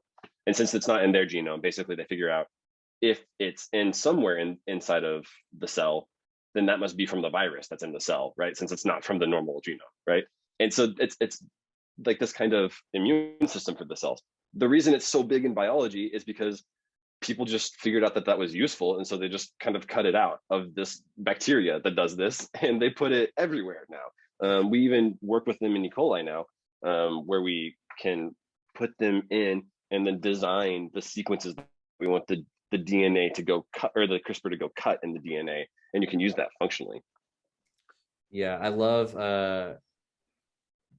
know if this will work while recording. Oh no, it won't let me share screen. Oh, I have to change my settings. Damn it. Anyway, I pulled up this graph of like how CRISPR works, and it's just so funny. It just looks like a map that a kindergartner wrote for how to get around town or something. Like it's just a totally incomprehensible, like I don't even know if that's math or alien hieroglyphics, but it's funny. Like you try and like you go to the Wikipedia page for CRISPR or something like that, and you really get a sense for how complicated it is. But I mean, luckily, because of the internet and all of the people that are communicating science, I'm able to be exposed to something like CRISPR and get some kind of basic understanding, at least of what our capabilities are now because of it. But yeah, it takes a lot of years to understand this stuff. I can tell. Yeah, and so even when you're talking about like CRISPR, there's many different CRISPR systems. Actually, I said this pulled from a bacteria. I think there are multiple bacteria that actually have these CRISPR systems. There's the one that was quite well known. It's called CRISPR-Cas9. And they all vary. Like some of them, they all do like basically essentially the same thing. But some of them have 3 proteins, some of them have 2 proteins. And understanding how and why that occurs, how does the cell regulate all of that, how do they interact, and how does that kind of become complicated, is like very difficult on just one system. And again, for cells and life in general, you're talking about tens of thousands of these all co-occurring. Yeah, no, and if you try and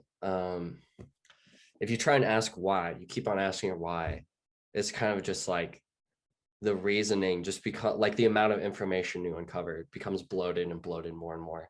Like, why does this particular CRISPR protein have, like this differentiations between this one?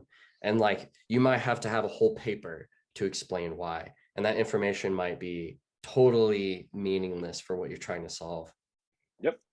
I love the philosophical term.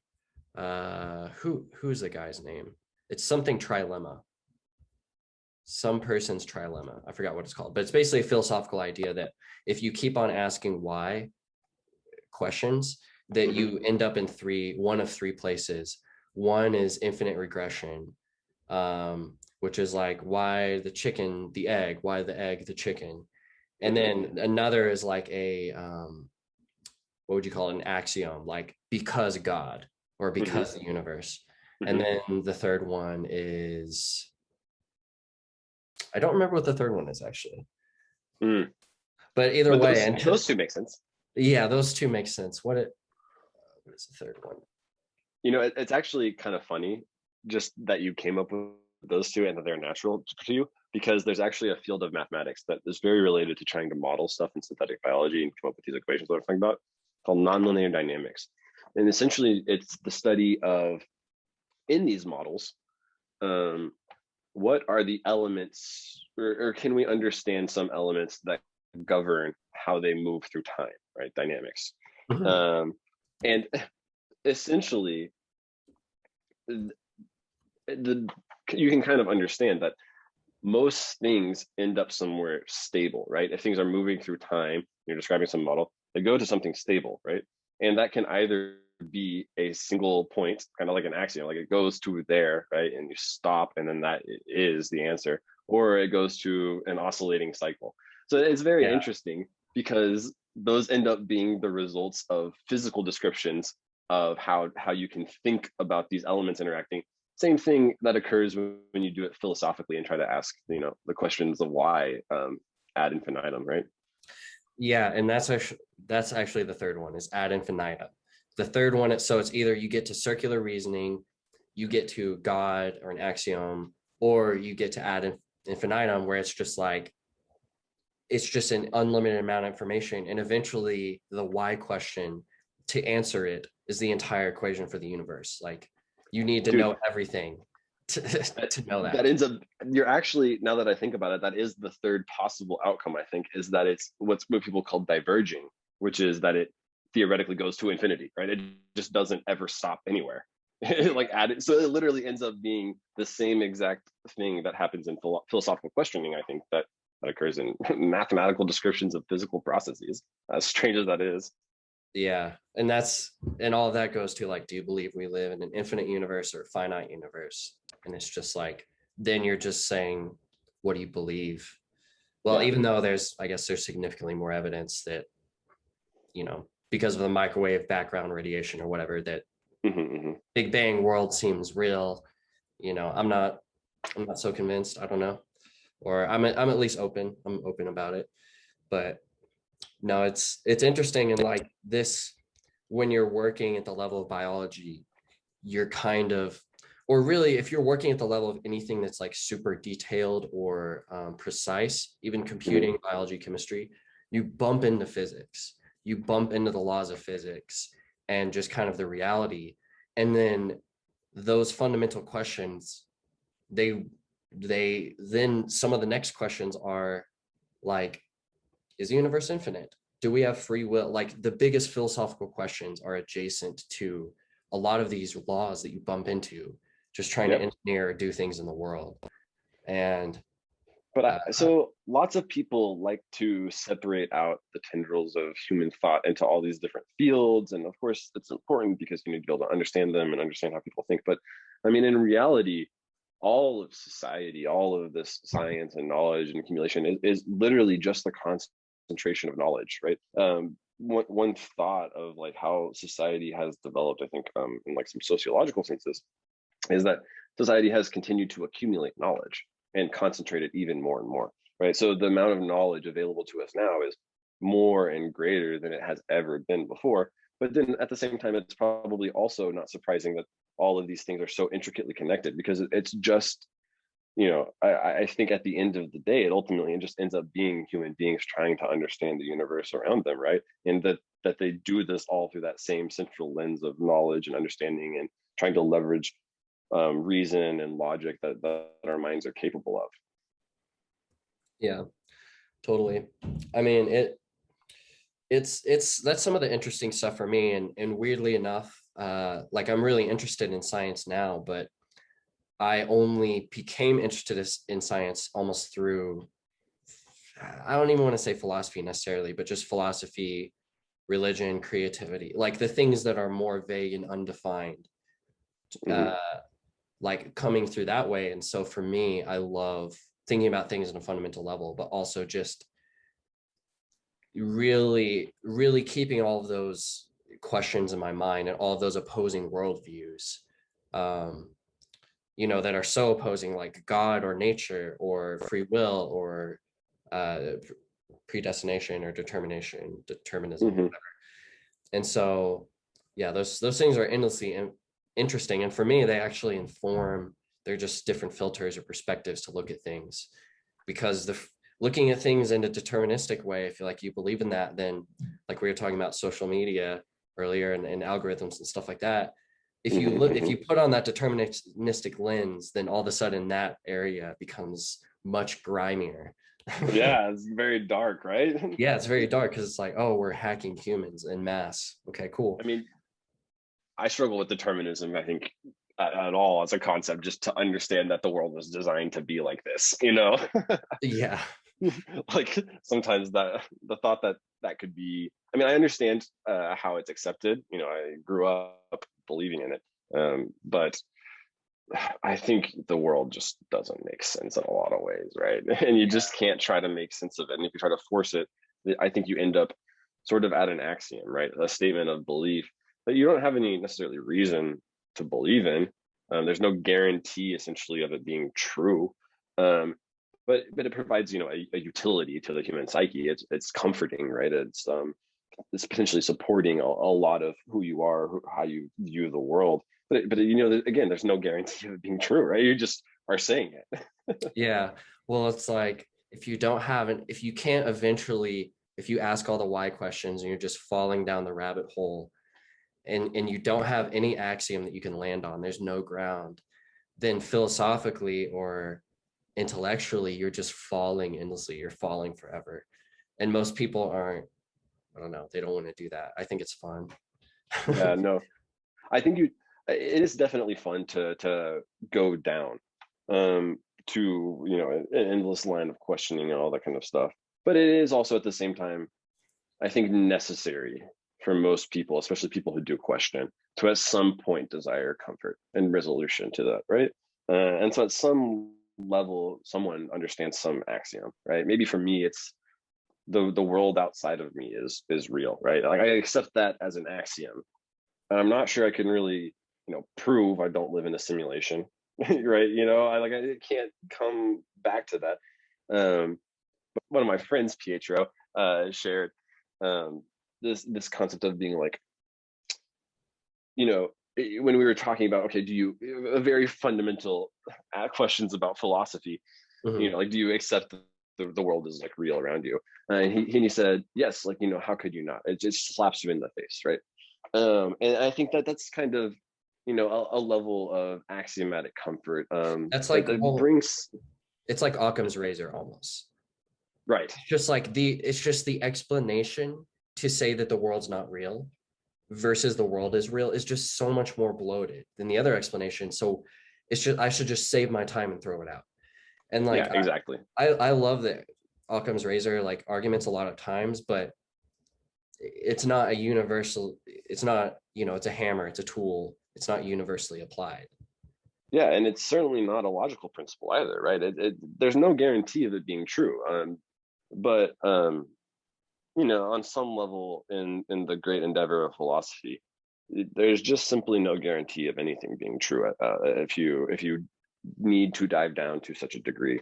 Um, you know, at some level, you will always come up against either faith or an infinite series of questions, right?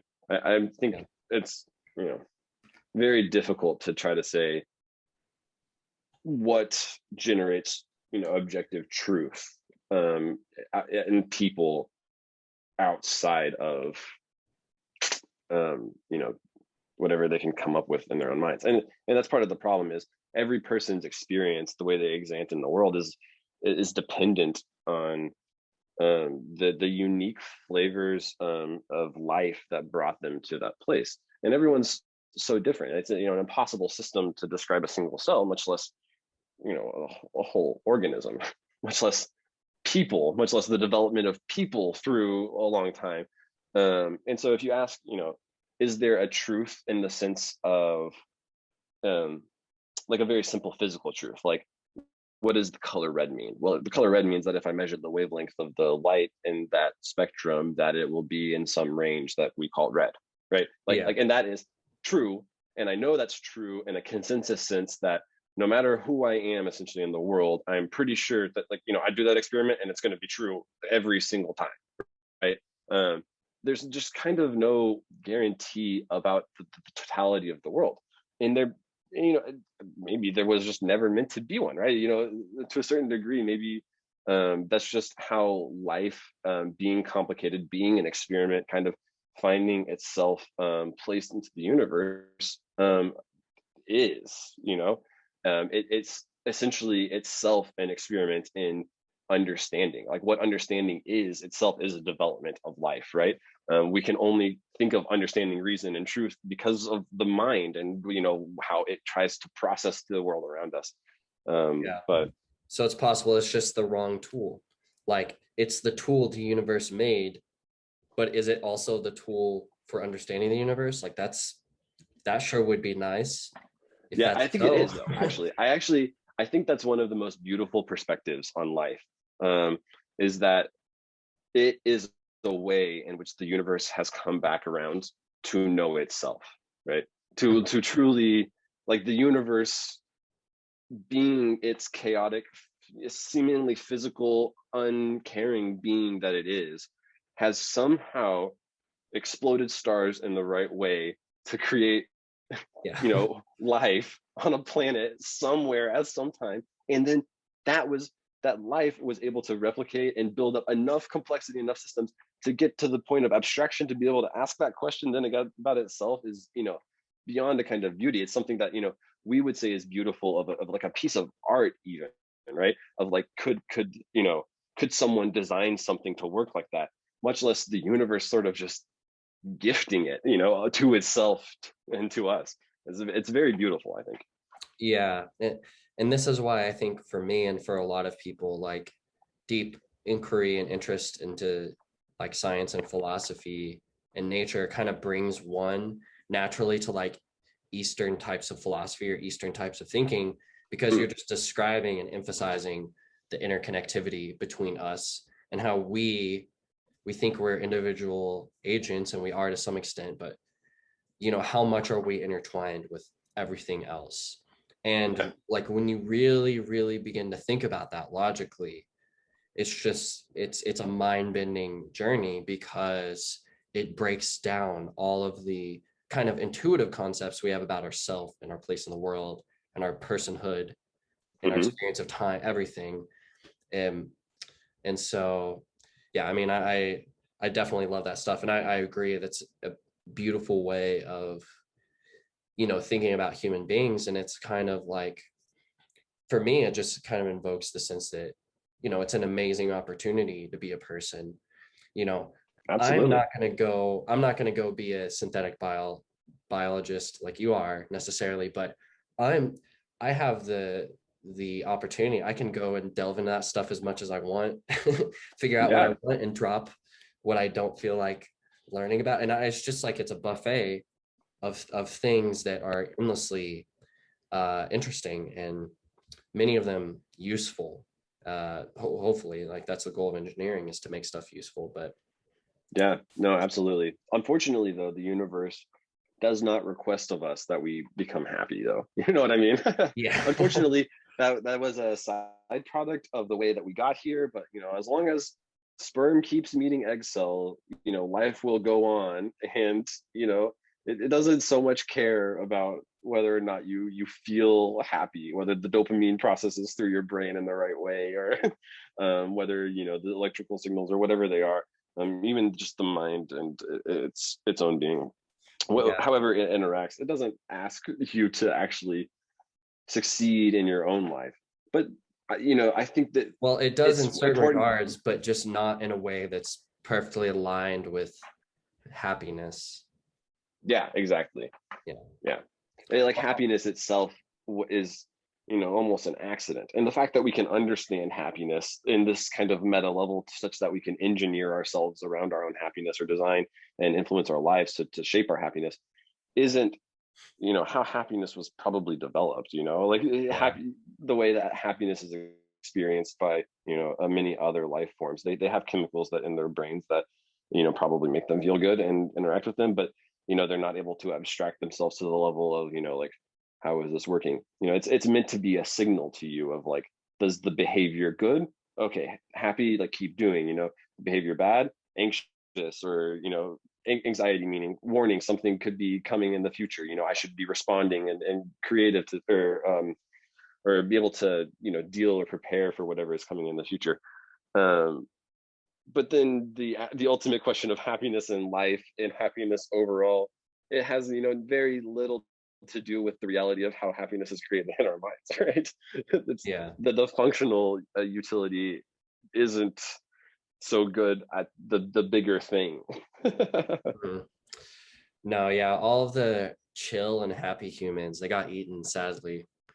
We miss them. We wish they were here. It would be so I nice. know. Yeah, But like, because if you had a biology that made you just purely happy all of the time, I don't think you would succeed.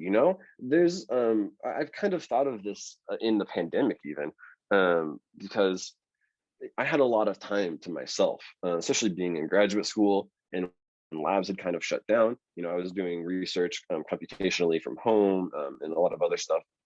But I ended up with a lot of time to myself. And, you know, to a degree, I ask myself what I did with my time. And I oftentimes come up with the answer of I was complacent, right? I tried to find maybe some degree of happiness at any moment in time, right? And I ended up not really doing nearly as much as I would have outside of the pandemic, or as I'm doing, now or something. And that ended up making me dissatisfied, right, with the way I was, experiencing that. Um, so I don't remember what I was talking about. No, I see. I know. I Sorry. see exactly where you're going though, because it's like But yeah. what. Oh, I remember now. Sorry. Go ahead. Go ahead. Okay, I was just gonna say, um, but yeah, if you were happy all the time, like, and you tried to just meet those standards, you end up being complacent, kind of like how I ended up in a very small sense of probably, pursuing too much instant gratification through the pandemic and ending up becoming complacent in my own life, right?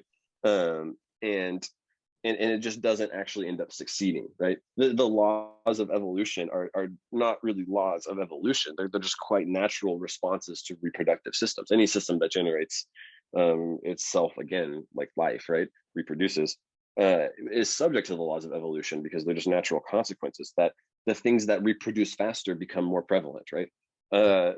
So you're just going to be outcompeted if you aren't striving for that, if you don't feel that challenge, and also not to mention that the universe itself is quite harsh. You must survive, right?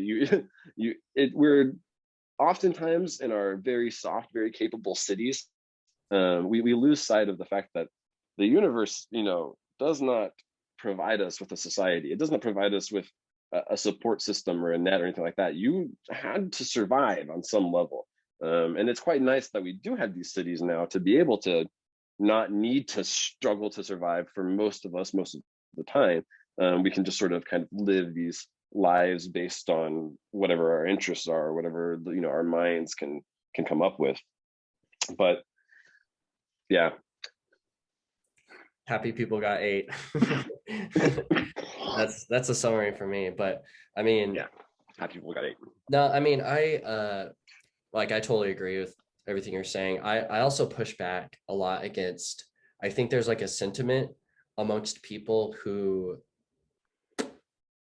I want to say smart people. I don't think of myself as a smart person, but I just want to say people who are intellectually curious and try and have an answer to everything. I think there's like a sentiment of like, oh, well, if you're smart, you're not going to be happy. Or, if you're truly understanding things, then you're not happy. And really happiness is just like, what does it even mean? And that's not important. And to, I don't appreciate that attitude, from coming from the creative side of things. I think there's an infinite amount to appreciate. And kind of circling back to Eastern philosophy, we've numbed ourselves to appreciation and gratitude in the pursuit of happiness in a lot of ways. And actually, there are philosophies and methods of reattuning yourself with just the base nature of consciousness and the nature, Mother Earth itself, and everything around you, the beautiful relationships you have, et cetera, et cetera. And like, for me, there's truth there, because you can get to the experience. I don't remember where I heard this quote, but you can have the same experience staring at your shoe and then you can staring at a beautiful sunset, over the ocean or something like that. Like, that's possible. And we've seen that from accounts from people, but also you can see that in data. You can see that in brain scans. You can see how people make this stuff happen. And so for me, there's truth there, and there's something to, maybe happiness is the wrong word, but I think there's something to seeking peace and seeking like regulation and balance across your life. And really a lot of that's not even quite happiness. That's more of just like avoiding misery. Yeah. No, and I agree. avoiding, yeah, things that really should be avoided. And yeah, I mean, I've been feeling this like a lot lately because I've just really had a huge change in my life where basically almost all of my problems over the past 3 to 4 years have gone away Hmm. one at a time. And really they're the big problems, they're the real problems, which for me was anxiety and sadness, and then also just being poor and like having absolutely no opportunities and being stuck. Right. Yeah. And to No. some degree, I've solved a lot of those problems. I mean, they're not permanently solved; they never are. But for me, they're temporarily solved, and I don't have to worry about the same things that make me worry and stress and be anxious about all the time. But then you get here, and you're kind of like, well, I realize the things that made me unhappy, all of the reasons for me to be unhappy are almost all gone. Mm-hmm. Like if I think about like what is the number of things that made me unhappy across the week, like a year or 2 years ago or 5 years ago. And then if I actually wrote those down and counted them, I could cross 90% of them off. Outside of like the traffic was bad, I don't know, someone was mean to me, I stubbed my toe. And so yeah, you remove those things, but my mind itself is still, it's attuned to the same, I guess, really oscillations that you would say of like these chemicals or these different mental states. So your Hmm. mind Hmm. doesn't catch up necessarily. You'll still find reasons to be unhappy. And so something I've been trying to do since I moved here to Utah and started my new job was basically just to try and be more intentional about, well, for one, gratitude, but also catching myself when I'm getting stressed or anxious, and just kind of reminding myself like, is this a real problem? I mean, just like, is this a real problem even at all? Hmm. Or is Hmm. this just Yeah. an event, a one-time event or a regular event in life? And so anyways, not quite sure where all of that logic ends, but for me, I think there's something more to happiness, a combination of taking away negative things, negative consequences for the long term, but also something more fundamental, something more mysterious about the nature of consciousness and our experience of reality.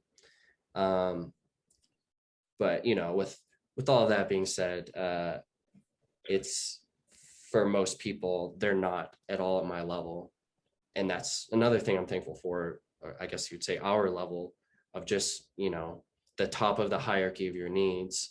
We're fed, and we have Yeah. clean water and all of that stuff, and so we're the luckiest on the planet in that regard.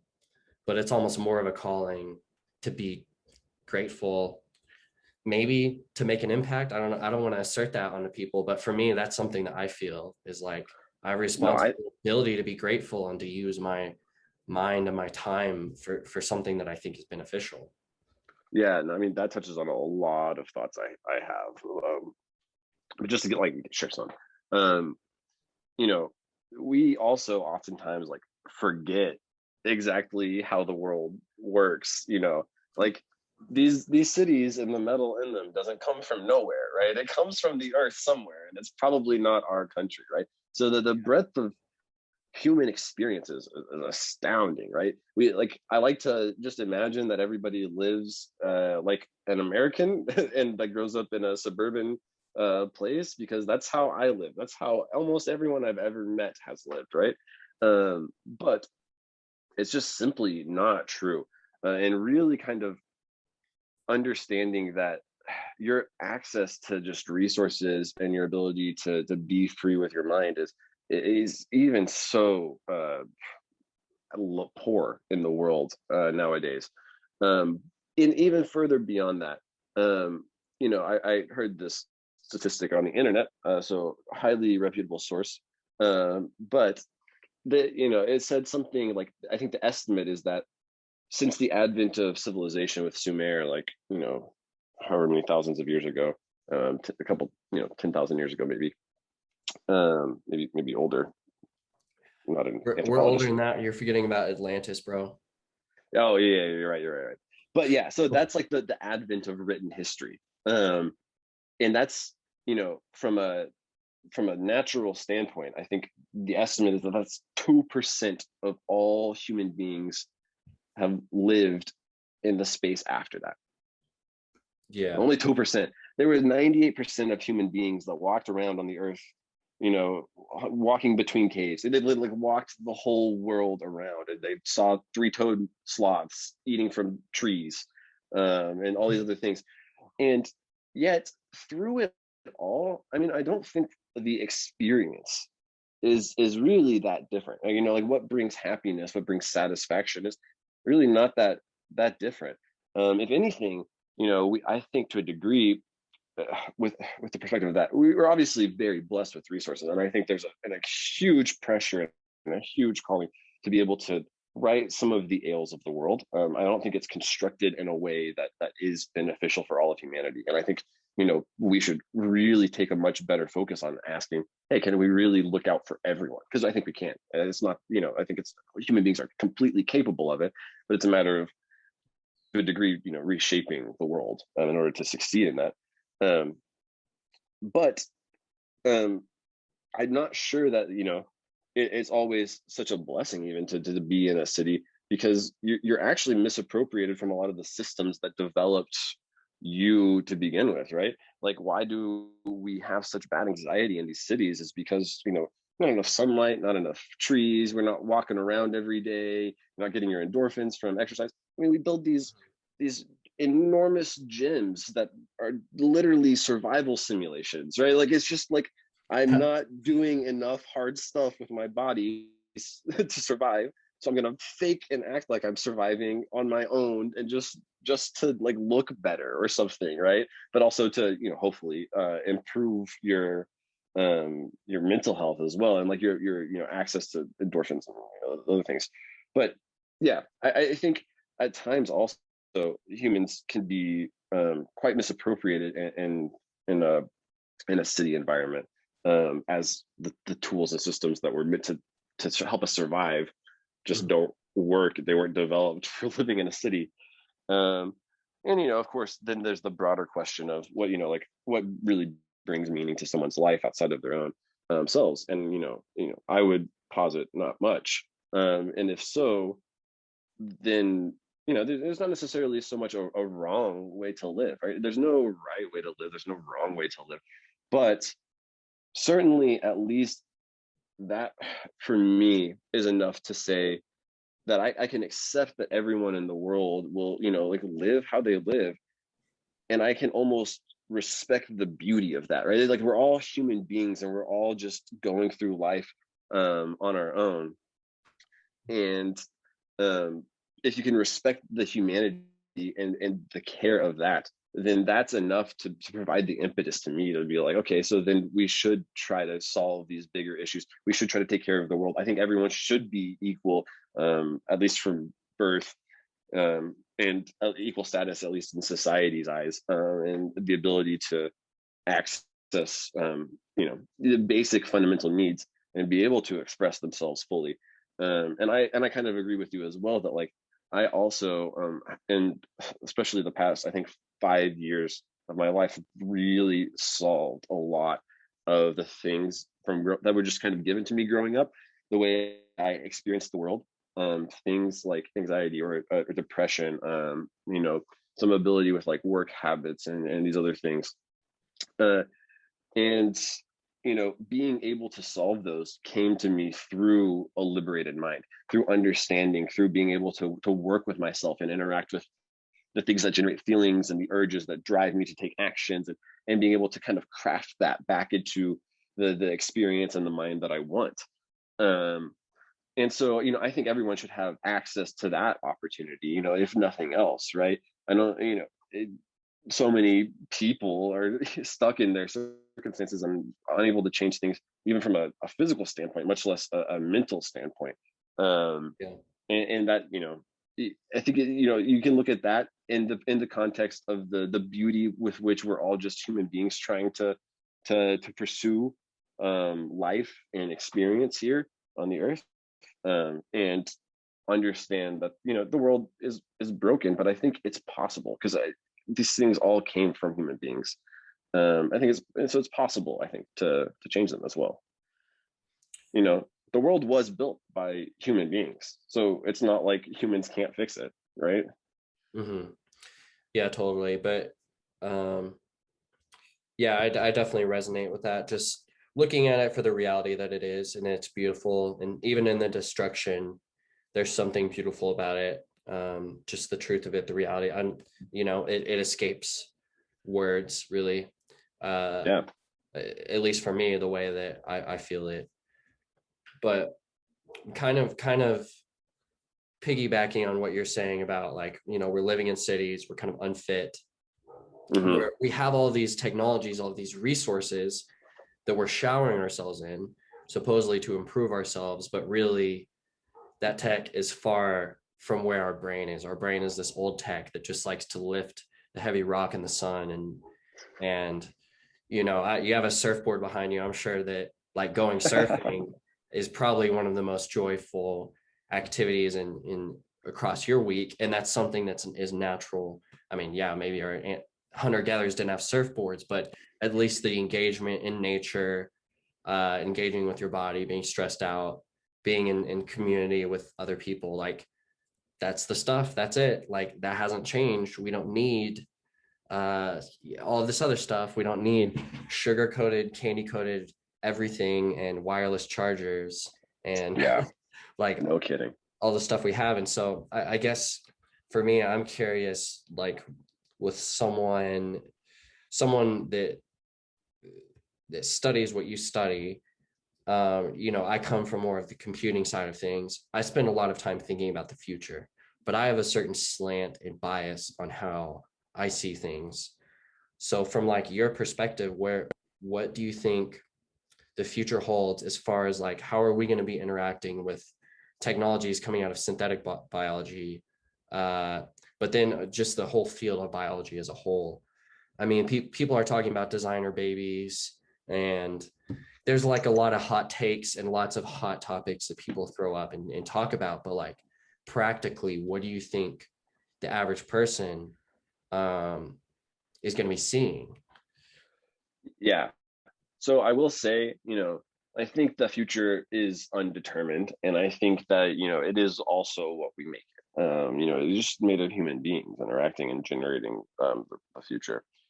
Yeah. But that being said, there is an unfortunate amount of inertia in the world where it just kind of moves the way it has been moving, and it seems to be that it will continue to do that for a long time, right? Yeah. And in that perspective, designer babies are an inevitability. I mean, they're already here. You can already go. You don't necessarily have a designer baby in the sense that it is designed, but you can, at present, if you have enough money, you can have 10 embryos fertilized in vitro. They'll sequence the genome of all the embryos before they even grow up, and then you can ask, okay, so this one has blue eyes, this one has green eyes, this one's a male, this one's a Yes. female. Like, what So combination you do can you do want? it in the sense of, you can select the biological material and then assert what, those embryos will basically turn into. So you can do it in that sense, and then working on it to the next level, to where, hey, we're going to take your actual, or Maybe we're gonna create an change it. embryo. Yeah, and I think to be prepared for me, and I think people, it's going to happen. We're going to achieve that success. I honestly don't even think it's an impossibility to imagine that there's a near future wherein things like a human genome is capable of being designed. The scale at which we're able to work with these and rapidly move through them. I talked about how complex these systems are, and chemistry and physics took 20 or 30 years to get through, whereas biology has been around since, in its heyday, since the 60s. And that's been 20 years, but we're actually making a ton of progress. Well, It's just that the I system is so hard that it takes so long. totally. And And one example I do actually know about, like, mapping out the genome. When they were mapping out the genome, it was like the first few years they had made X amount of progress. They had made like 1, 2, or 3% progress. And then a yep, bunch of narrow-minded people, like, they projected that forward, and they're like, okay, it's going to take us 100 and something years to fully sequence the human genome. And we ended up doing it 7 years because we were improving at an exponential pace. Like that first Yep. step was 1 to 3%, and the next one was 6, 12. And then we just did it as an exponent. And that's how a lot of these technologies are moving, which fall Yep. completely outside of our intuitions. Yeah, and that's probably one of the best things to take away from, modern history, is that, I think the real advent of technology that will change life meaningfully is probably hard to predict. And it will just suddenly arise. There are more people in biology than there have ever been. There are more talented people just in the world. There are so many billions of people in the world who are so incredible at what they do. And who knows what the future truly holds. Does it hold mastery over biology? Maybe, maybe not. Certainly, we have developed incredible tools to work with the genome, which is essentially the basis of biology, right? Because if you can change the genome of a cell, you can dictate its fate. Even if you can't predict it yet, you can dictate it, right, by changing it. And so if there is cells being made of chemical molecules and chemical systems alone, though not fully characterized and not understood, I think it's a definite future wherein we achieve mastery over these things, as opposed to like theoretical physics, where you're asking string theory, is this the next thing? The question is like, are we pushing up against the boundary that we don't know about, right? Who knows what's going to happen in the future? Whereas in biology, it's sort of in the middle. It's sandwiched in between things we do understand. We understand when things get much bigger, there's like tissues and stuff like that going on, and poorly understood as well. But well, like we understand anatomy here, we understand chemistry here, but a lot of the stuff sandwiched in between is where the complicated it's really complicated. There's a lot of interactions, and so it's just hard.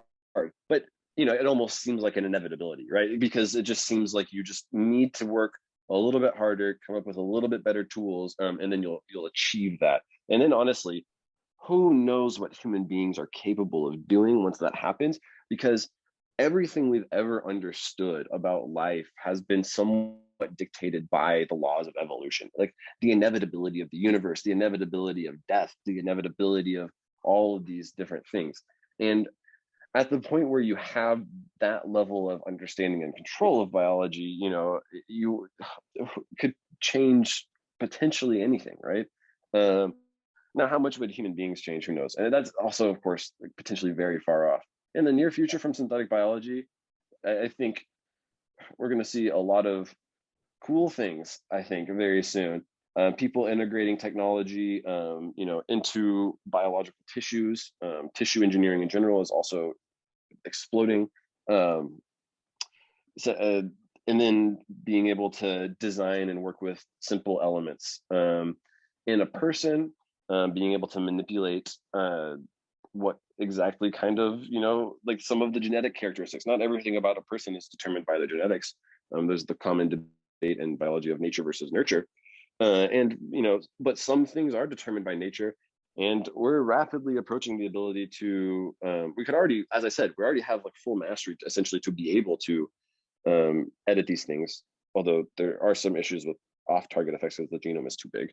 But we essentially can do what we want in there, and it's more a question of knowing how and what is a bit much right now. And then beyond, of course, I think you're more likely to, or what people are likely to expect from the near future, though, is still nascent to what people might think of. Because we're still talking about changing a gene, fixing, your fibromyalgia or something else like that. Sorry, not fibromyalgia. Fibromyalgia is not genetic based. Maybe it is. I just don't know anything about it. I was thinking of sickle cell anemia. Yeah, sickle cell anemia is a great one. I was thinking of cystic fibrosis. But yeah, all these different diseases that we know are genetically based, or like we'll be able to, I think, fix those very soon, as well as being able to design simpler life forms. And that's kind of where I see my own progress working towards, is, being able to try to design a bacteria to do something that you want it to do, as opposed to necessarily needing to engineer a whole living system. But it's hard to tell when we'll just kind of move on. And it's hard to tell what level of complexity lies in between a bacteria and a plants. I mean, we know a lot, but I just mean to say, like, for the purposes of designing life, there's so much unknown. So it's hard to predict. Certainly, bacteria will be used for lots of future applications. There's someone in my lab who just got a job, and what he does is directed evolution to try to eat plastic. So he just tries to make and direct the evolution of bacteria to try to consume plastic, with the eventual end goal of being like, oh, maybe we could, dump these in the ocean. We'll just eat all the plastic, right? Yeah. And so things like that, I think, can be solved in the near future. Yeah, totally. I mean, if you imagine an alien species that's truly advanced and can travel between solar systems and stuff like that, you imagine, like, what would their technology be like? Like, what, for me, I don't imagine like mega ultimate factory supercomputer, waste exhaust. I imagine that they just have such an understanding and such an alignment with nature and energy and the resources that they have at their disposal, and leveraging all of that in just the most minimalistic, basically what nature just does already. Like, nature, what is some kind of law of physics, but basically like the shortest path will always be taken, or the most efficient path will always be taken. Like, so basically that's where I see it, is like efficiency. Like, you're talking about recycling, but even using nature to recycle and integrating, like, it's integrating more of ourselves, more of ourself with nature, with technology. It's all just kind of merging together. Yeah. And that's how it seems from my perspective. And like, I know that like me and probably a lot of other people, were the things that you want to get out of biotech, or the reasons that you pay attention to it, like for me, I think a lot about my lifespan and my health.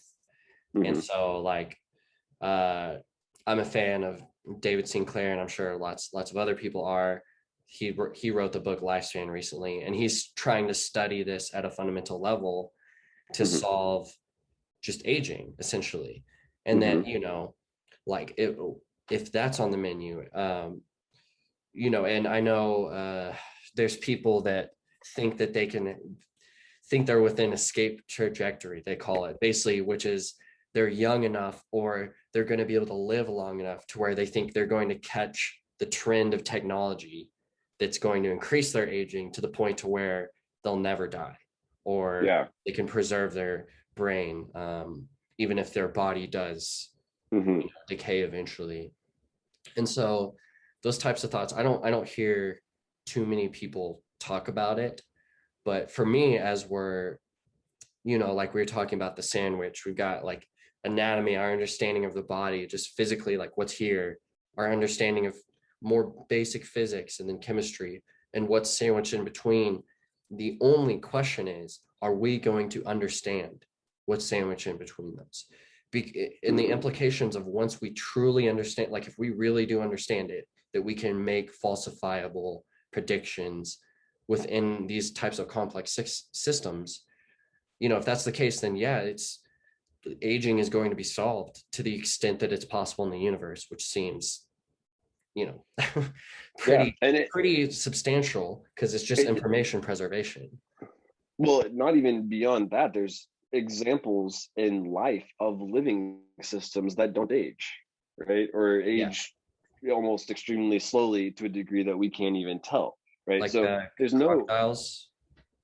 I'm not sure exactly in the case of a crocodile, but I believe there's a worm that, I think, as best we can tell, just does not have any concept of aging.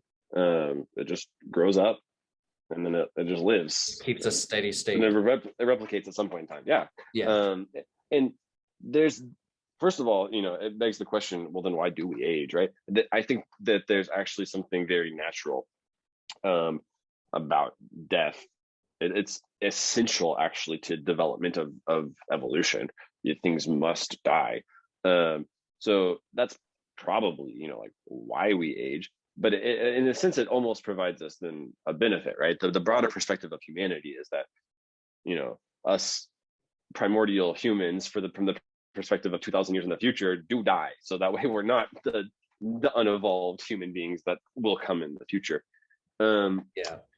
But at some point in time, I think it is likely though that we will escape that fatality, because again, the example of it is observable in the world around you. You can just look out and see it. And so I don't know. I'm not sure when it'll occur. Everyone likes to have their own prediction. It's a little difficult to actually know why we age. That's still kind of an open question to a degree, which we also do study in my lab, interestingly enough. But well, we study, yeast cell aging, but essentially that's going towards the question of why do human beings age, and why does everything age? And what was I saying? Yeah, we study why we age. We eventually will escape that.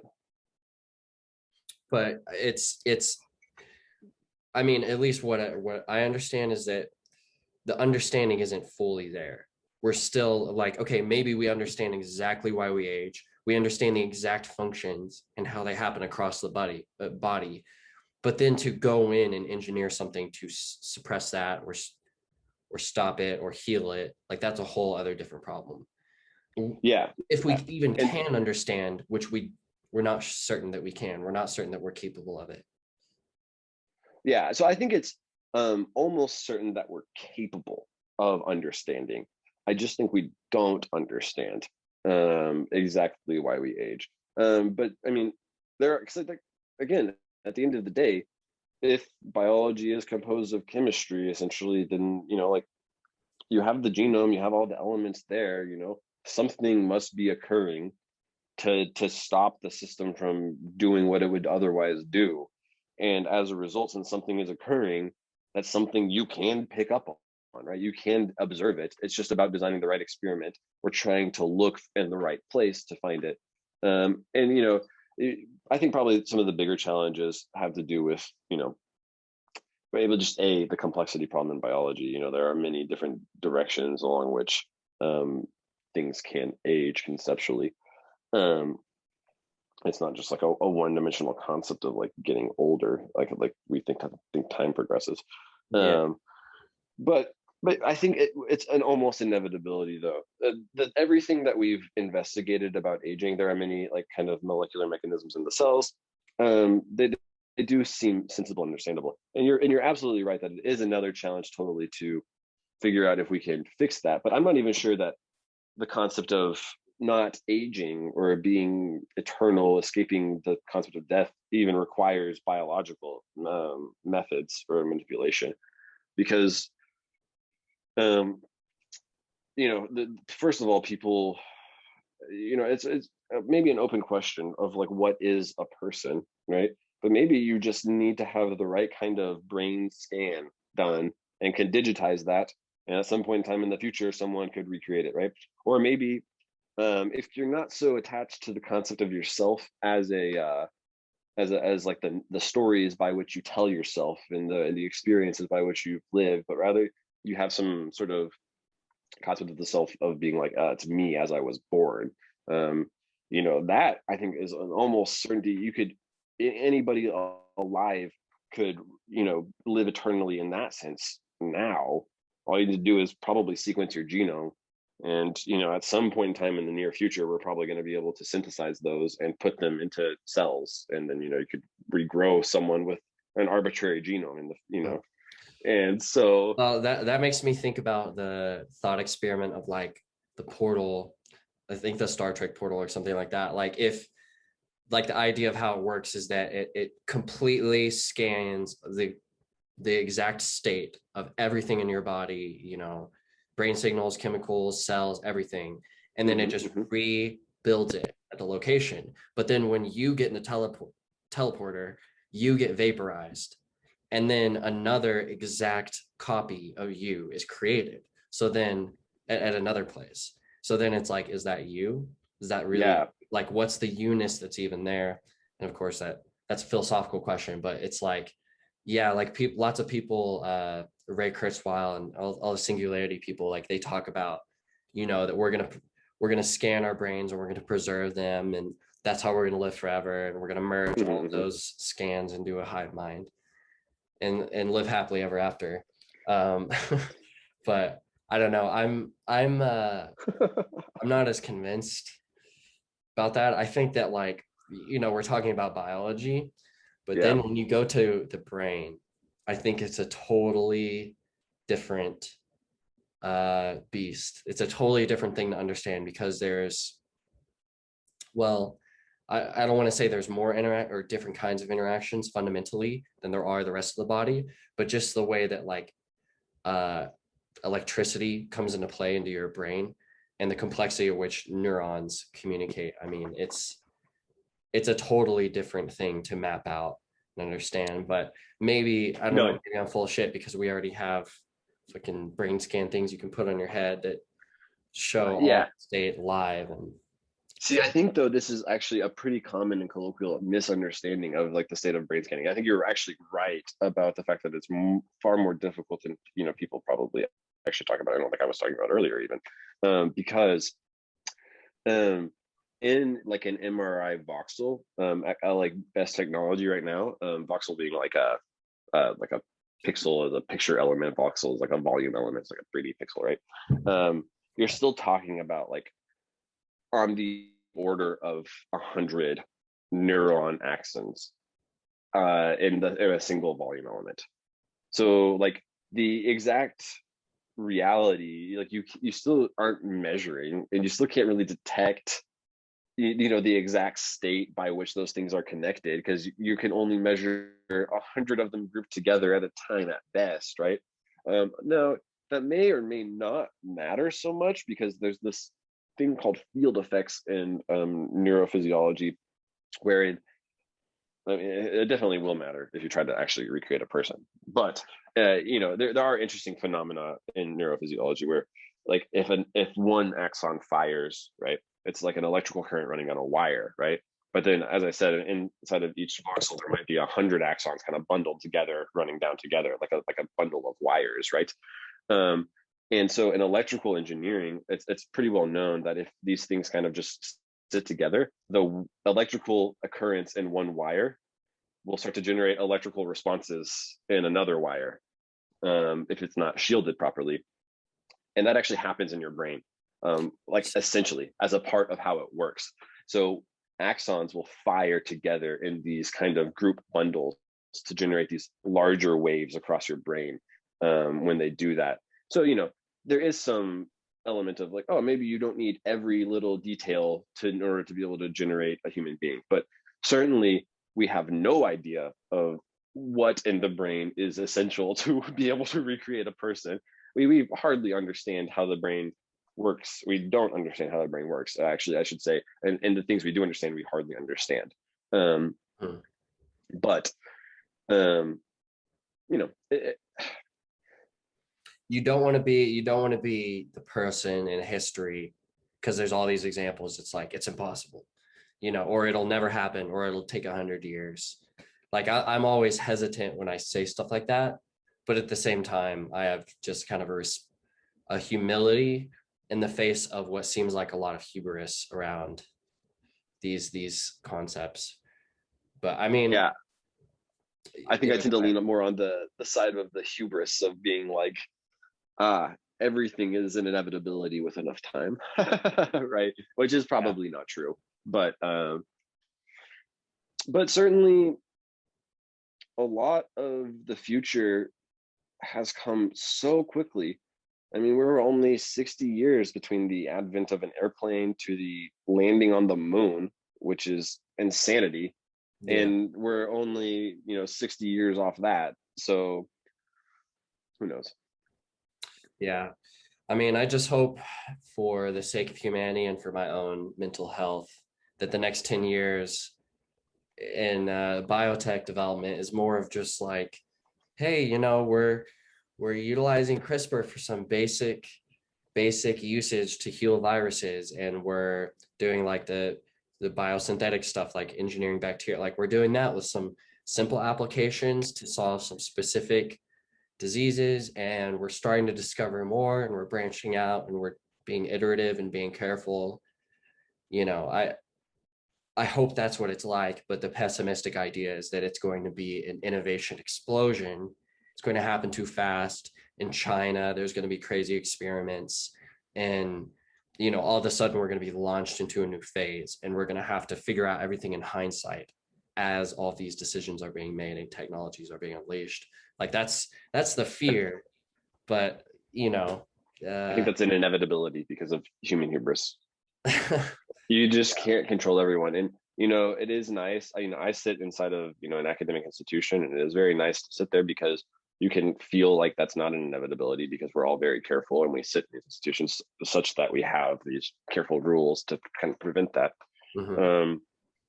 Somebody's going to do something. I mean, all these biohackers are out there. Yeah. It's actually really interesting.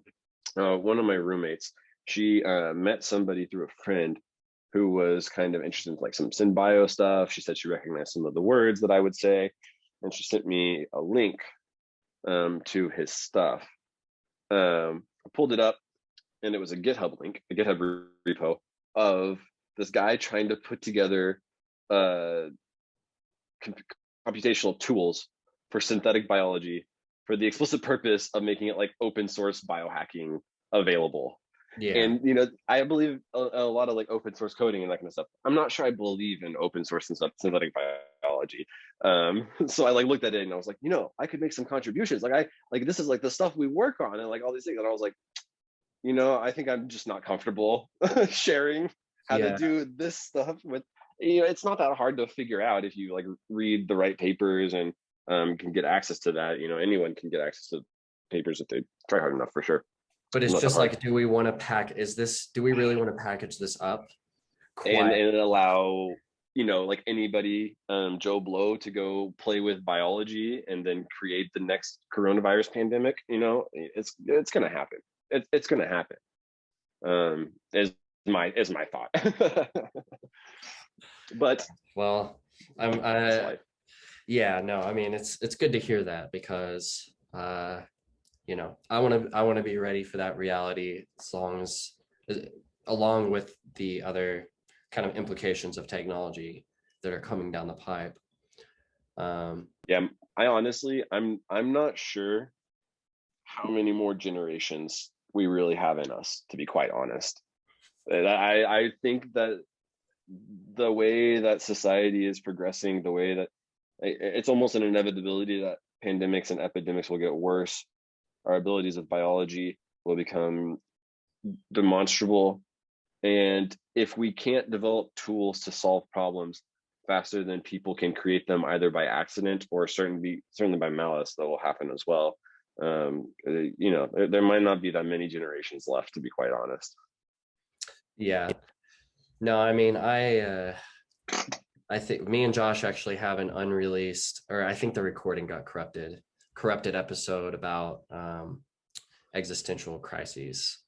Oh, so I keep my ear to the ground with this stuff, and I'm curious about it.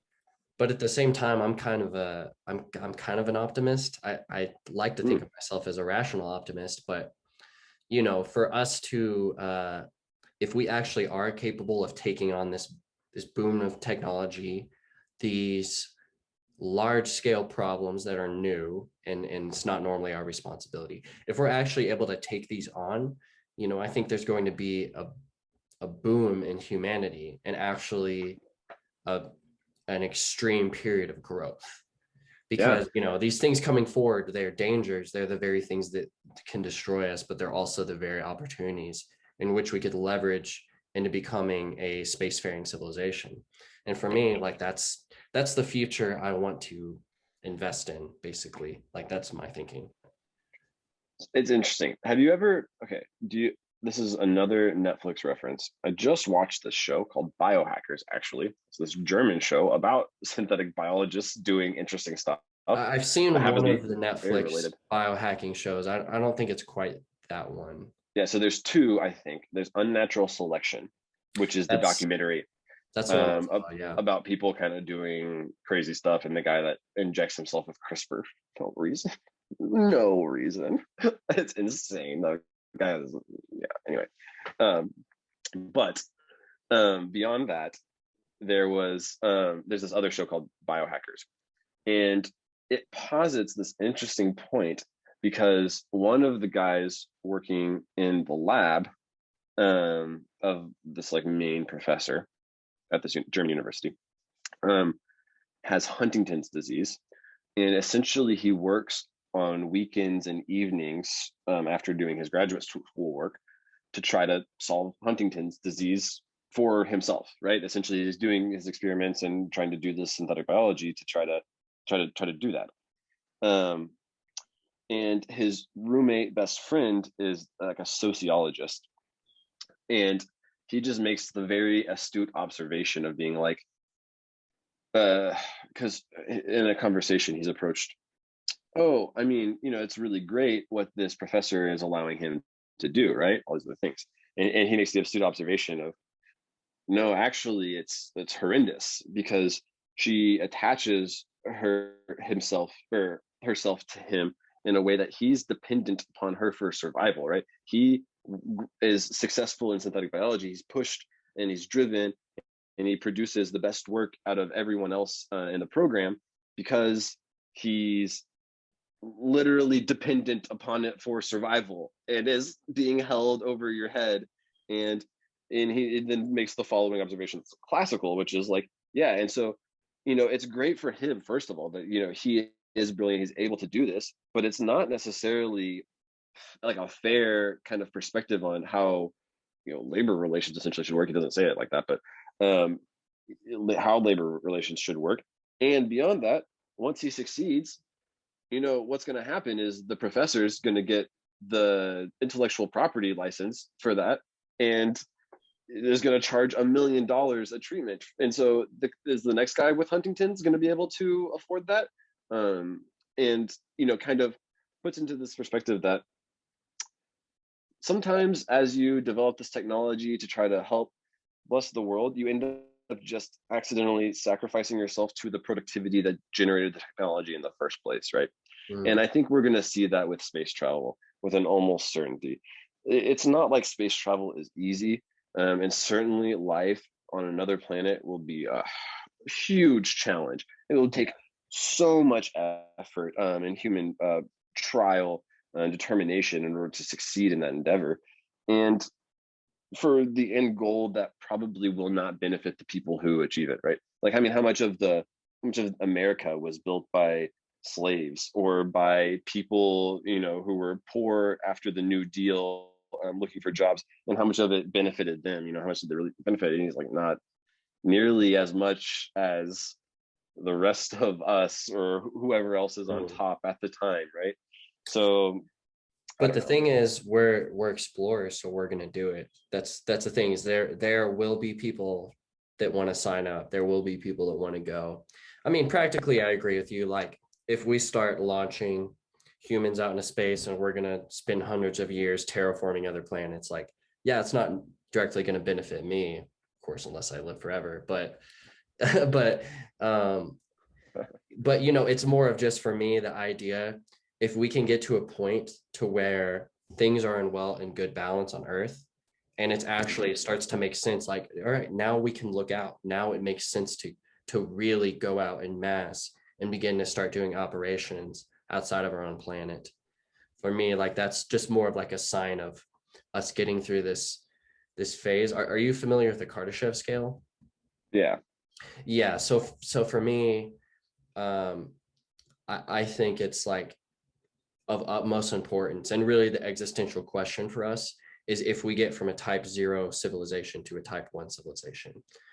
And if anyone hasn't heard of the Mhm. Kardashev scale, it just basically means it is type 0 through 5 to basically describe a civilization, and it describes them using the factor of how much energy are they able to harness, essentially, or take advantage of. And so a type 1 civilization is a civilization that can fully harness the energy of its planet in a sustainable way. That's kind of a given. And so currently we're not even really at that state. We're at type 0. And so for me, it's -1. about, yeah, maybe -1. For me, it's about getting to type 1. And, you know, it's one of the reasons I'm really into Bitcoin, because I think that that's an immense opportunity moving in that direction. But just in general, you know, I kind of have this optimistic bent, where it's like I'm not ignoring a lot of these problems, like these huge existential problems. I find them kind of interesting, which is actually weird, but you know, but I think that us conquering them, us not being killed by them, will make us stronger, and will kind of be a point to launch off into a whole different game for what civilization becomes. But you know, all of those are, what do I know? You know, humility has got to be a part of it, but nonetheless, I'm absolutely about to pee myself, because we've just been going straight here. But oh yeah, I think I don't want to take too much more of your time. I think we're like 2 hours something deep, but I mean, having a thanks nice so conversation. much for coming on. Wait, what? Yeah, so having a nice conversation, you know. Oh yeah, for sure. But yeah, I guess any parting words, any shills or final thoughts you have? Any shells or final thoughts I have? Oh, and I haven't even mentioned, this is the Austin takeover episode. The Austin takeover episode. Yeah, it's yeah. all Austins. Oh, dude, you're right. I didn't process what you meant by that, but you're totally right. It is just Austin's. Yep. Nothing like having the most average name of 1995. Yeah, exactly. I was born in 94. I don't know if it was the most popular then, but it was pretty popular. Oh man. Why did the name Austin become so popular? Who knows? I don't know, man. Crackers. Who knows? I like to think it was crackers, right? That'd be nice. Yeah, I don't think I have any final thoughts necessarily.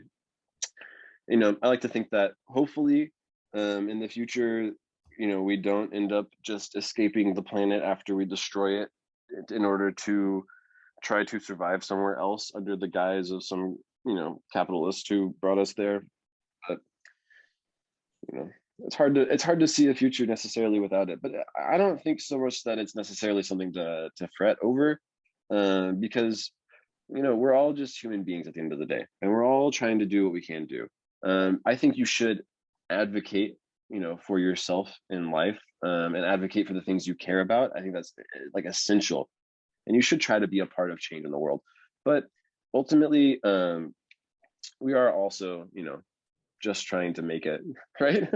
We're all also trying to not be depressed in our cities, and just trying to be happy and productive, find meaning in our lives, find meaningful relationships, and continue the tradition of humanity. And I think that's a beautiful thing, that, you know, despite our existential talk before, we can just rest in the beauty and the enjoyment that we can get, right? Life is beautiful, and it's an amazing gift, and it's incredibly hard, but you know, it's exist or not exist, right? And you only have the question and the struggle just because you exist, right?